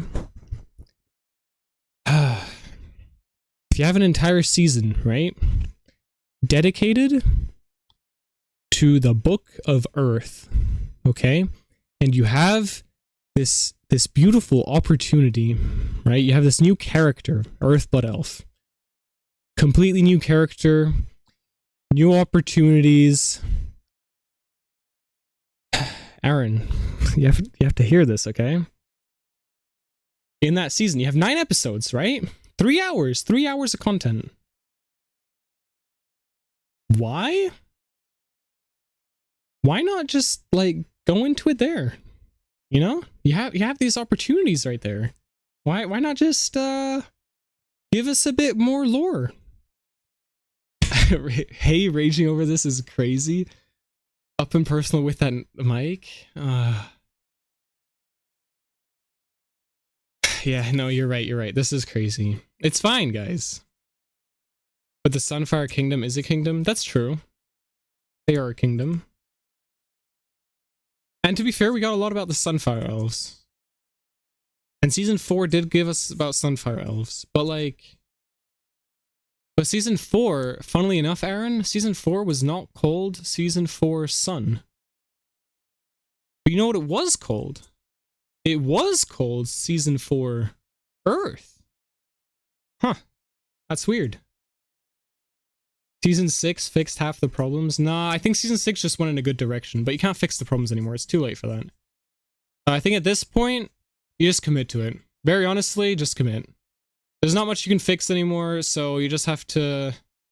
You have to act like those problems didn't exist. And... I guess, what is the best way to go about it now? In my opinion, having given it like 2 seconds of thought, I would say the best way to go about it now is to act like those problems never existed and somehow in Season 7 make it seem like those problems never mattered. That would be the big brain play. If Viren never corrupted Luxoria and Kareem somehow not the... What? Luxoria and Kareem somehow... Oh, and Kareem somehow got the throne, Xadia would have been doomed. Okay. I mean, I guess, yeah. Yeah. I'd pay money to see the Moon Shadow Elf government. That would be funny. If they copy more Lord of the Rings, I think some of our heroes will die like Boromir. Yeah. Yeah, it's Lord of the Rings. It's how the cool people say it these days. No, but yeah, that does seem quite likely. I hope it's a bit more... I was gonna say heroic, but I guess the way Boromir died was good enough. But I guess he's not as important of a character. It would be like... if like Gimli died or something. I guess we should thank... No, what? No, because like at the same time, if, I don't know, he never went into Xadia, nothing would have, like, Kareem couldn't have gotten power because Kareem wouldn't have seen the humans as a threat. And so he wouldn't have needed to become like this, I don't know, psychopath. Anyway, back to the thing, right? We're gonna calm down. We're gonna let Aaron talk to us here. May take some seasons to get to those new places, but absolutely, you know, the other thing is I've seen great. May take some seasons. So yes, in terms of the story, like we just have to get to it when we get to it. You know, may take some seasons to get to those. No, it doesn't take seasons. Yeah, we'll play Wordle before. Yeah, we'll just finish this up and then we'll play Wordle. It doesn't take seasons to get to it. It takes one season. That's all. You can do it in the same season, right? The same way you introduce Season 1, we already got, like, Moon Shadow Elves and what they do. Season 2, okay, Season 2 we didn't really get any Sky Elves, but we got, like, more Moon Elves, I guess. To be fair, Skywing Elves kind of... I don't know, they don't really exist in my eyes. Those new places. But absolutely, you know, the other thing is I've seen great fan fiction and fan art of people who are exploring those places on their own, and it's wonderful. Yeah, I see a lot of that fan art. Like, people are like... I love that. They're really interested in seeing, like, what's in those other kingdoms, so it's nice to see that we're getting some, like, fan stuff going on. There is also some of that in Tales of Xadia in the source book. Yeah. Again, not a good aspect. There's not a ton, but there is some from the other... No, there is very basic world building in Tales of Xadia. Yeah, that's really interesting. Do you want to go to the next? That's like a big point. If half of your wiki links link back to either Tales of Xadia or one of the graphic novels, you already know that's messed up. Because that means the show itself doesn't even cover like half of the basic lore. I don't know. This is kind of specific. Like this is a little bit too specific. Also, Goji, you did a very good job of dealing with this answer. I think we answer. should do it. All right. So this person wrote in: is the Nova Blade hidden deep in the rubble of Katala's castle? Okay, that's we can't copium. say. But Yeah, I expected what that. do you think? I think because of the implication that it was like the Orphan Queen who got the Nova Blade, and obviously in the Banther Lodge they had like the Key of Aaravos. So. Yeah. To me, it's a good. It seems like a reasonable things to speculate about. Yeah. We know. Okay, not gonna lie, he answered that way too quickly. It's a no. If it was a yes, he would first have to think about it and then realize like I can't say this. I don't even know if like the Orphan Queen was the one to have the sword. I'm not convinced about that. It was a few hundred years ago. Where if you had to guess where it is and put a pin somewhere, where would it be? Maybe where we know she ended up, which was as the ruler of Katalis. Yeah.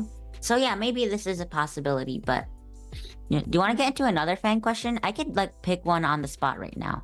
Yeah, we can like You can do one more. It's up to you. Whatever you guys want to do. Do you want us to do one more? Because I feel like that one was a little too specific. I guess there was one that asked Yeah, there was an about interesting like one. Zubeia. So just like asking if Zubeia is going to make an appearance in the next season.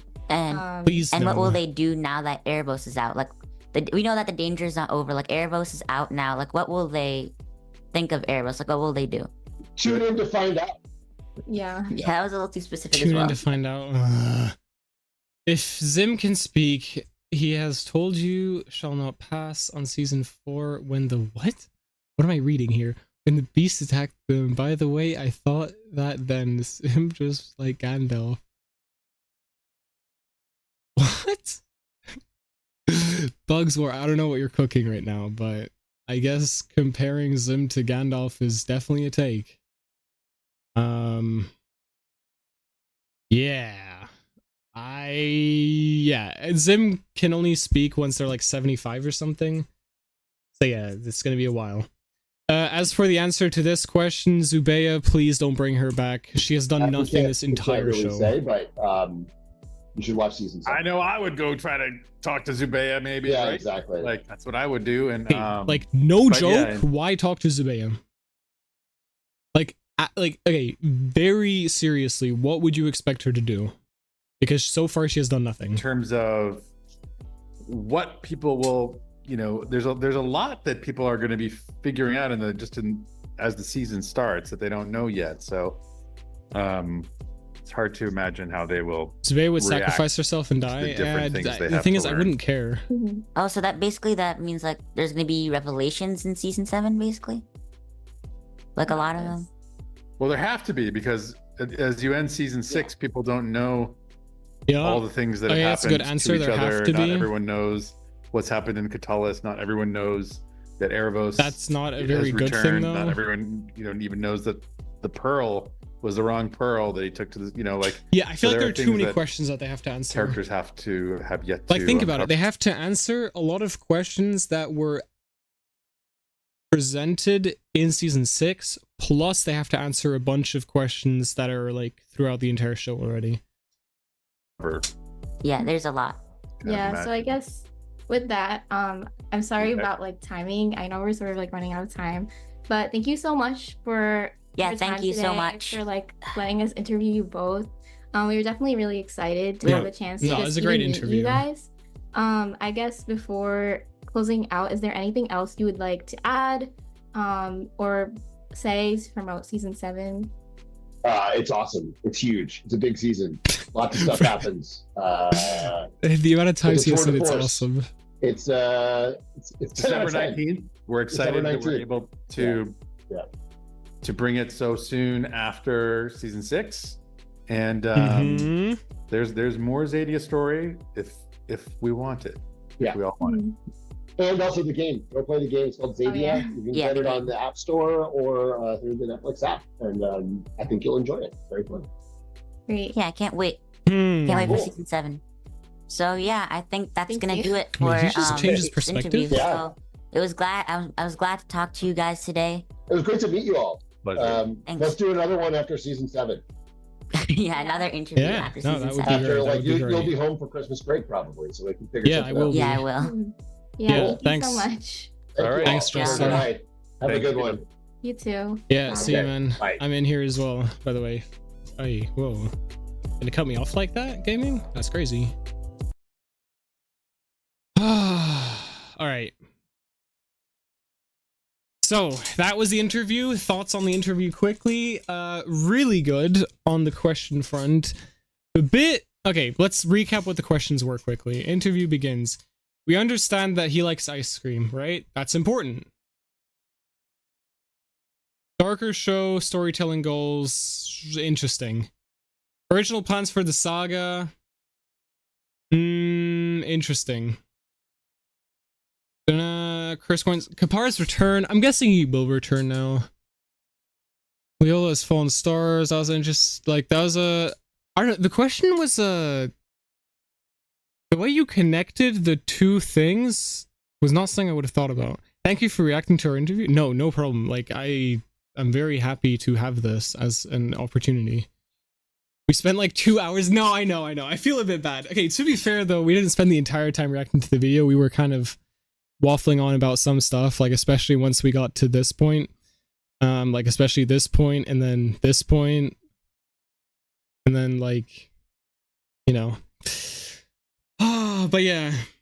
Yeah, I think it's good that already just the fact that they got asked about Terry, in my hopes, it will get them to have to spend more time thinking about how to make this work. But to the entire idea of the 3 arcs, I have a question, which is, remember how I said, right? So originally these 2 were going to be arc 3. I'm pretty sure that they had always stopped their story once Aaravos is free and then have a bit afterwards.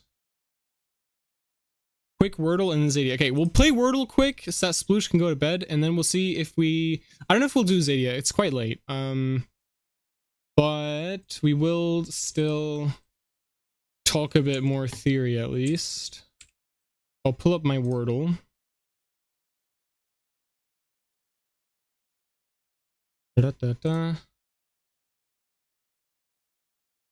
Okay, here.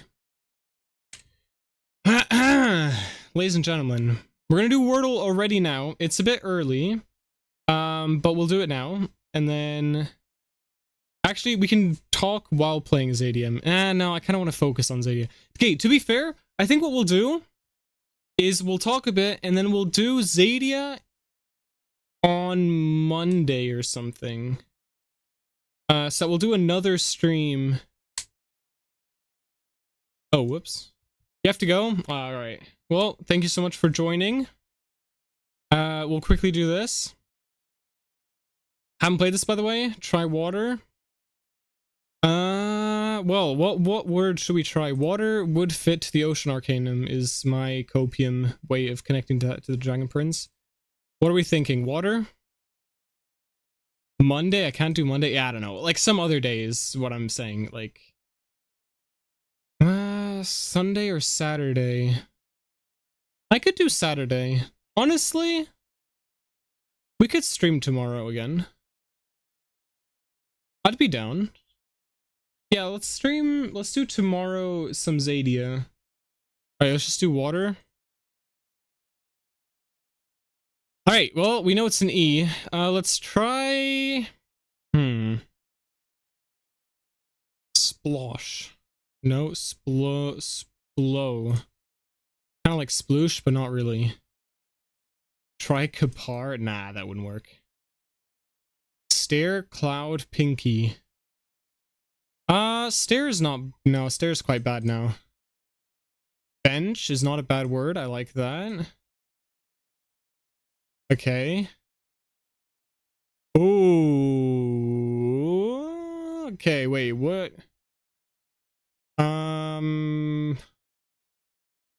Something... So no, it doesn't make any sense. Flat? No.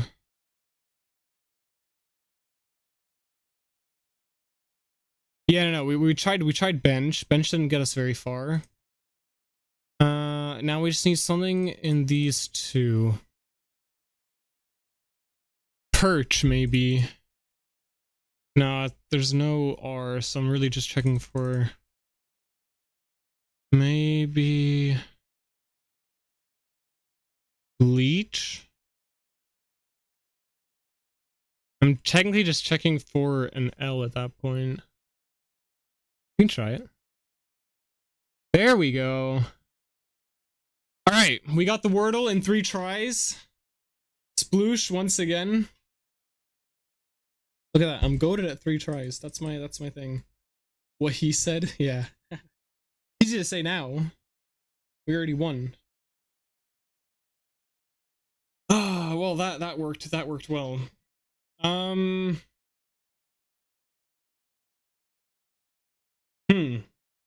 Right, I'm still thinking about...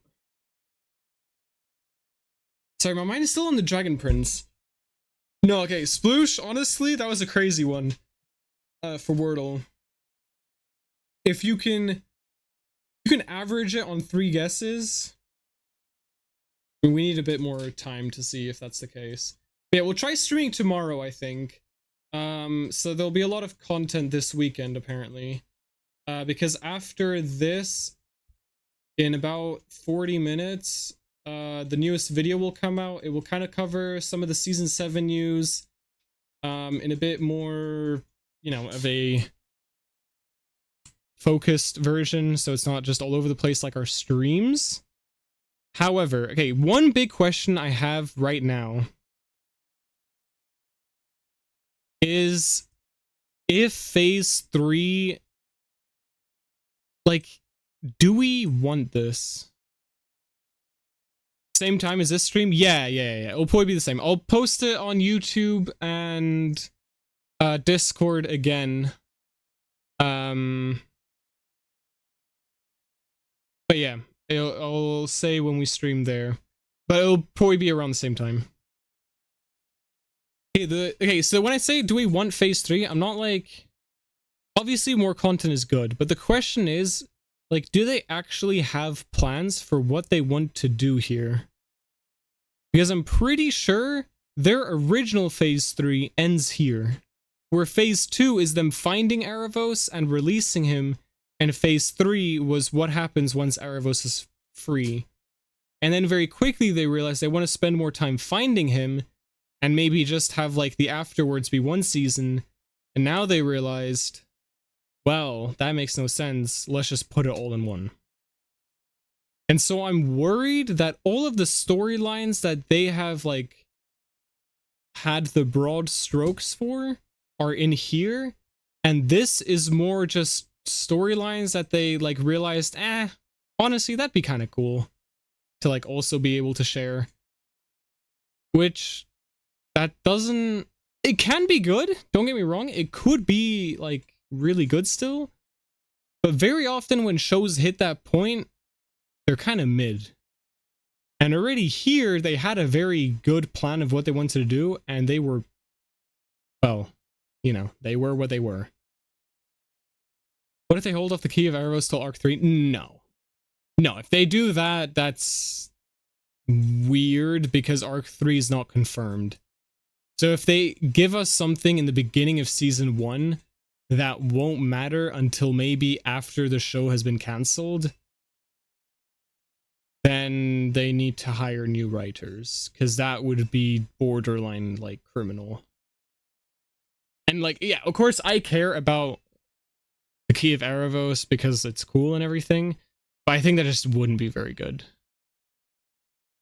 But like, maybe the thing is, what I can imagine happened is that while they were writing these 2 seasons, they realized there's a lot more that they can do with the final antagonists, which I don't think will be Aaravos. Where I think Aaravos will be more of a secondary antagonist, or maybe not even an antagonist at all.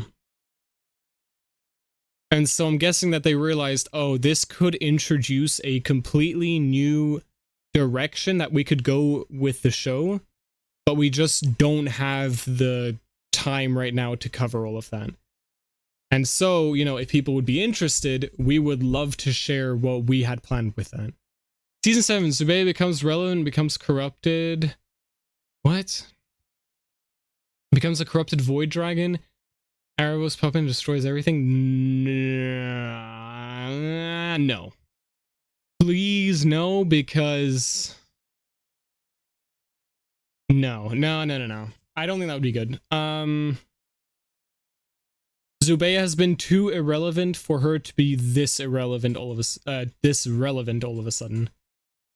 I think if they make Zubei relevant, it would have to be in form of her just doing anything. But at the same time, she has been portrayed as so uniquely weak as a character that even if she does pull out some crazy moves, I feel like it would be hard to buy that, like, this is Zubei. And so I think they're in a bit of a, I don't know, it's a bit of a pickle for them. I wonder what is the best thing that they could do with Zubei. What I would assume is that, okay, what the best thing would be is that she, out of her own volition, goes out and becomes active and no longer passive, whereas before, you know, she was always just, what do we say? Like, people would come to her and be like, oh, we need you for this and this. Oh, can you please do this and this, right?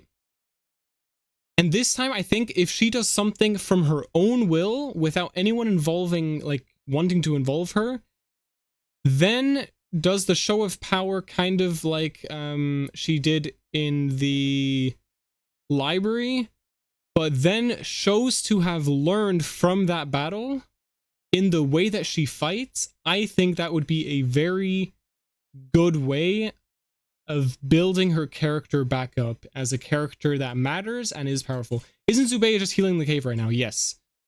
Which, yeah. But again, even when she was healed, she did nothing. Bro. In Discord, they're sending more stuff on,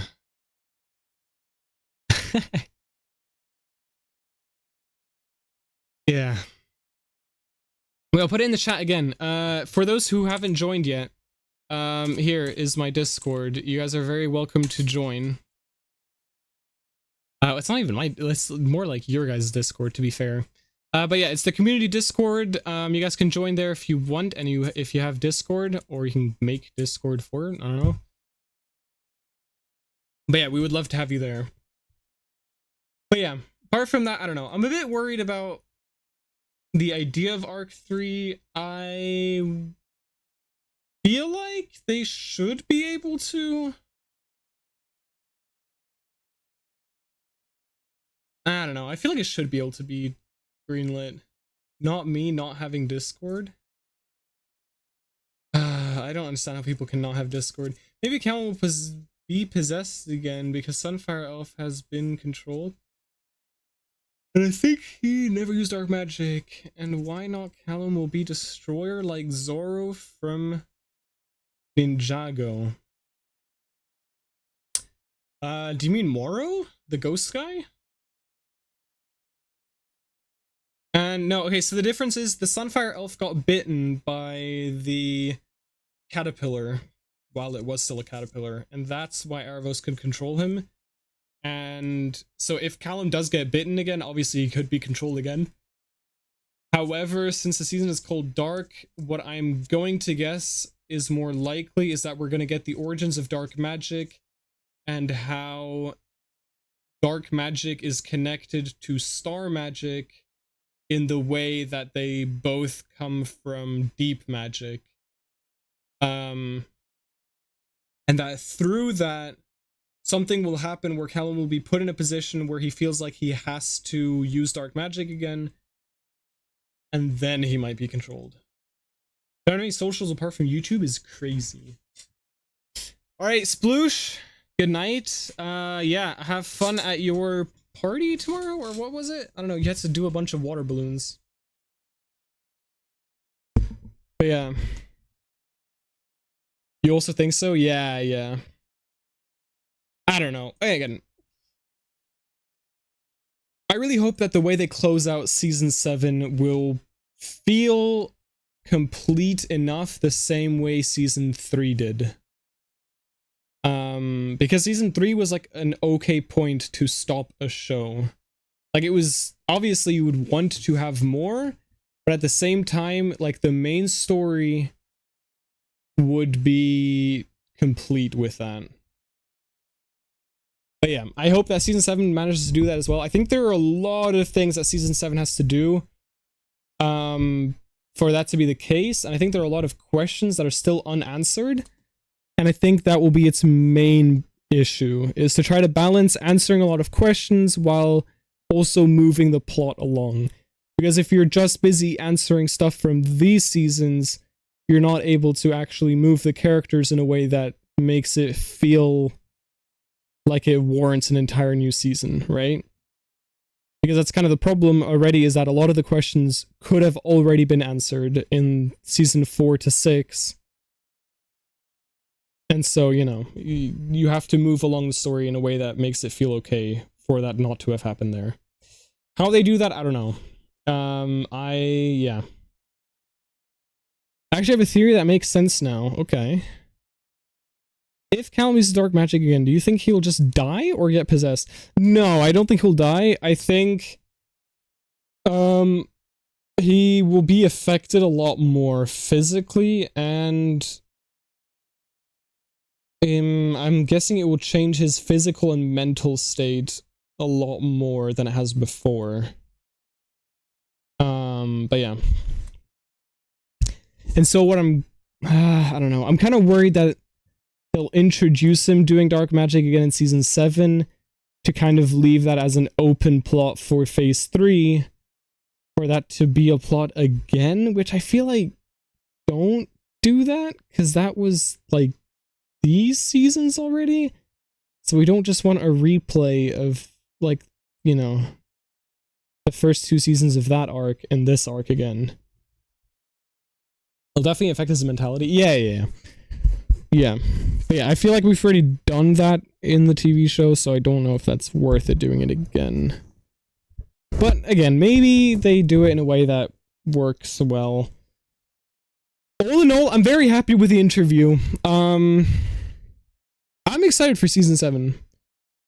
Again, like, I worry that this does come across very critical and only critical, but no, I'm actually very happy for season 7. I think it's great that it's coming out soon. I think the longer waits are fine sometimes, but at the same time, right now, it feels like a good point to really keep up the pace, keep the content coming. And I don't know, it feels a lot better now that we have, like, more content coming out sooner, where we already have a very lore filled season and then the conclusion very soon afterwards. But yeah, obviously the wait till phase 3 will be a very long time if that ever happens, but yeah, that's honestly fine. Also, with season 7, I am excited to see how they will answer questions. I'm excited to see, like, you know, what they do with Terry, for example. That was something we talked about here. His background maybe could have been done better, but they can still do things with him in the future. Well, from our perspective. Also, you know, a lot of the storylines that they added in the newest season with the new celestial elves and everything, I don't know, they all of those things, they could work really well, and I'm really excited to see where they go. And obviously I have a lot of theories and everything, so yeah, we'll be covering that all in due time. I think, honestly, that's probably going to be it for today. I'm surprised we only got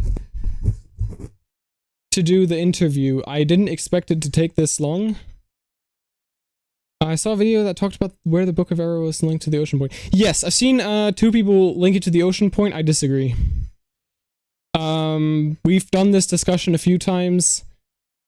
by a few times, I mean like once or twice.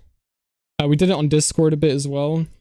But it all points to around this area right here. And people have been saying Ocean Point. I think they say Ocean Point because it has a star on the map. I think it has a star on the map because otherwise Ocean Point would be too boring. I think it's either in Laurellion or somewhere around here where his house is. Earlier, what's it? Sploosh sent something on Discord that showed where the lines would go, theoretically. Here, wait, I'll quickly... Here, there we go. So that's where all of the lines technically... I mean, this, again, is not entirely accurate. This is where they should go if it were Laurellion. This is where they should go if it were Ocean Point. And this is where they are in reality. So as you can see, they kind of... like, either one could work, and it seems most likely somewhere in between. Which would be somewhere here, which would make sense to be his, you know. It was straight lines, man. Yeah, no. Again, it completely depends where you put the things. Like, where's the screenshot? Oh, it's right here. Like, where you put these symbols, again, you would have to assume that Callum knew exactly where he put the symbols and where he was. And then map, like, you have to also start all from, like, exactly where Callum meant for it to start from. Because, like, here, for example, yeah, if you start a bit lower, then it would reach more to the Ocean Point. If you start a bit higher, it would make sense to be to Laurellion. So, yeah, I like the idea of trying to pinpoint where it would go to, but it's a bit silly to expect that to work 1000%. And again, I think the Ocean Point Callum ain't that smart. Yeah, no, exactly. Also, yeah, again, the Ocean Point just makes no sense lore-wise. Like, I don't... Maybe they have a reason as to why it would be in the Ocean Point, but that's, like, where they have the big horn to, like, call... what's she called? Domina Profundus. So the book is on the other side of the river next to Laurellion, I guess? Maybe, right? So my idea would be that, here, if we look at Aaravos' house, we can see there are hills on two sides, right? There seems to be something in the middle. There are a bit of trees. And right here, so you can see there's something, like, between. And so what I've been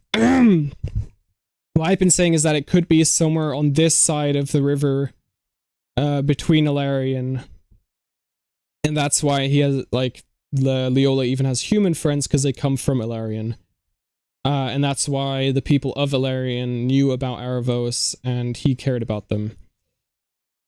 And so if the Key of Aaravos, like, if the book is in his house, which I guess would make sense that he just left it there, or, like, hidden somewhere there. It would make sense that it would be somewhere there.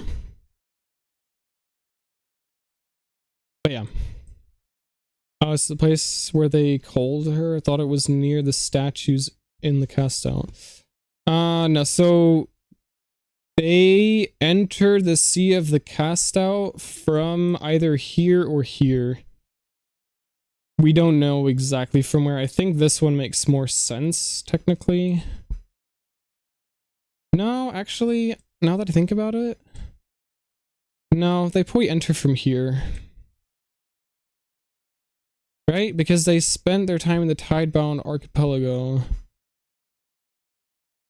And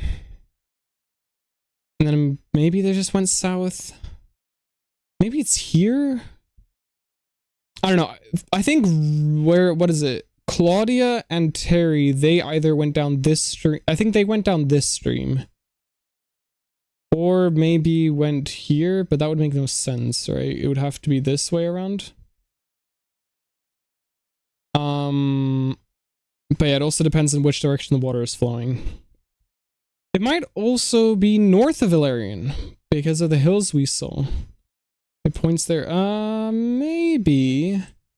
Yeah, I guess it could be right here. This would be fine. It's a bit far from Valerian. Like, if we think that is a similar distance to, like, this to this, and we don't really see anyone from Delbar in Catalyst. They didn't go through a river, so it must be the East Sea. Yeah, it's point here. Yeah. I think they went like this, and then Claudia and Terry... Nah, I don't know. It doesn't really make sense where they went, but because they have to have started here. And then if they went there, they would have, like, taken the same exit. But then... that would... Wait, yeah, Villas told Berto to go to the east, to the Sea of the Cast-Out. You see, that makes even less sense, because the east would be this direction, which then means they would have had to come from here. But so they went all the way around, are you saying? Well, that'd be incredibly stupid. Because, like... What? No, that makes no sense, because Nyx said that she said that the treasure would be the Sea of the Cast-Out, so the shortest path would be through here. But I guess, yeah, this would make sense technically. Again, I don't think they thought about it that well.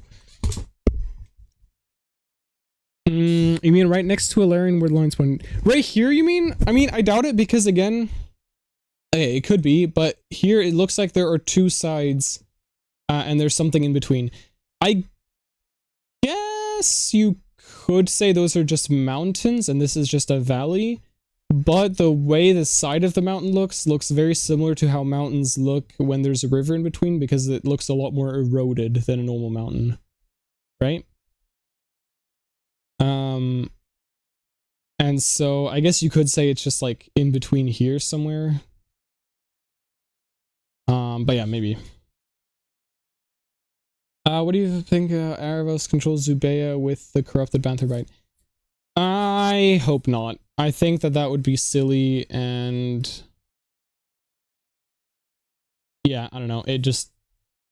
again, I think Zubeia is too irrelevant of a character for that to be meaningful. And I think they would try to make it come off as a lot more meaningful than it would be.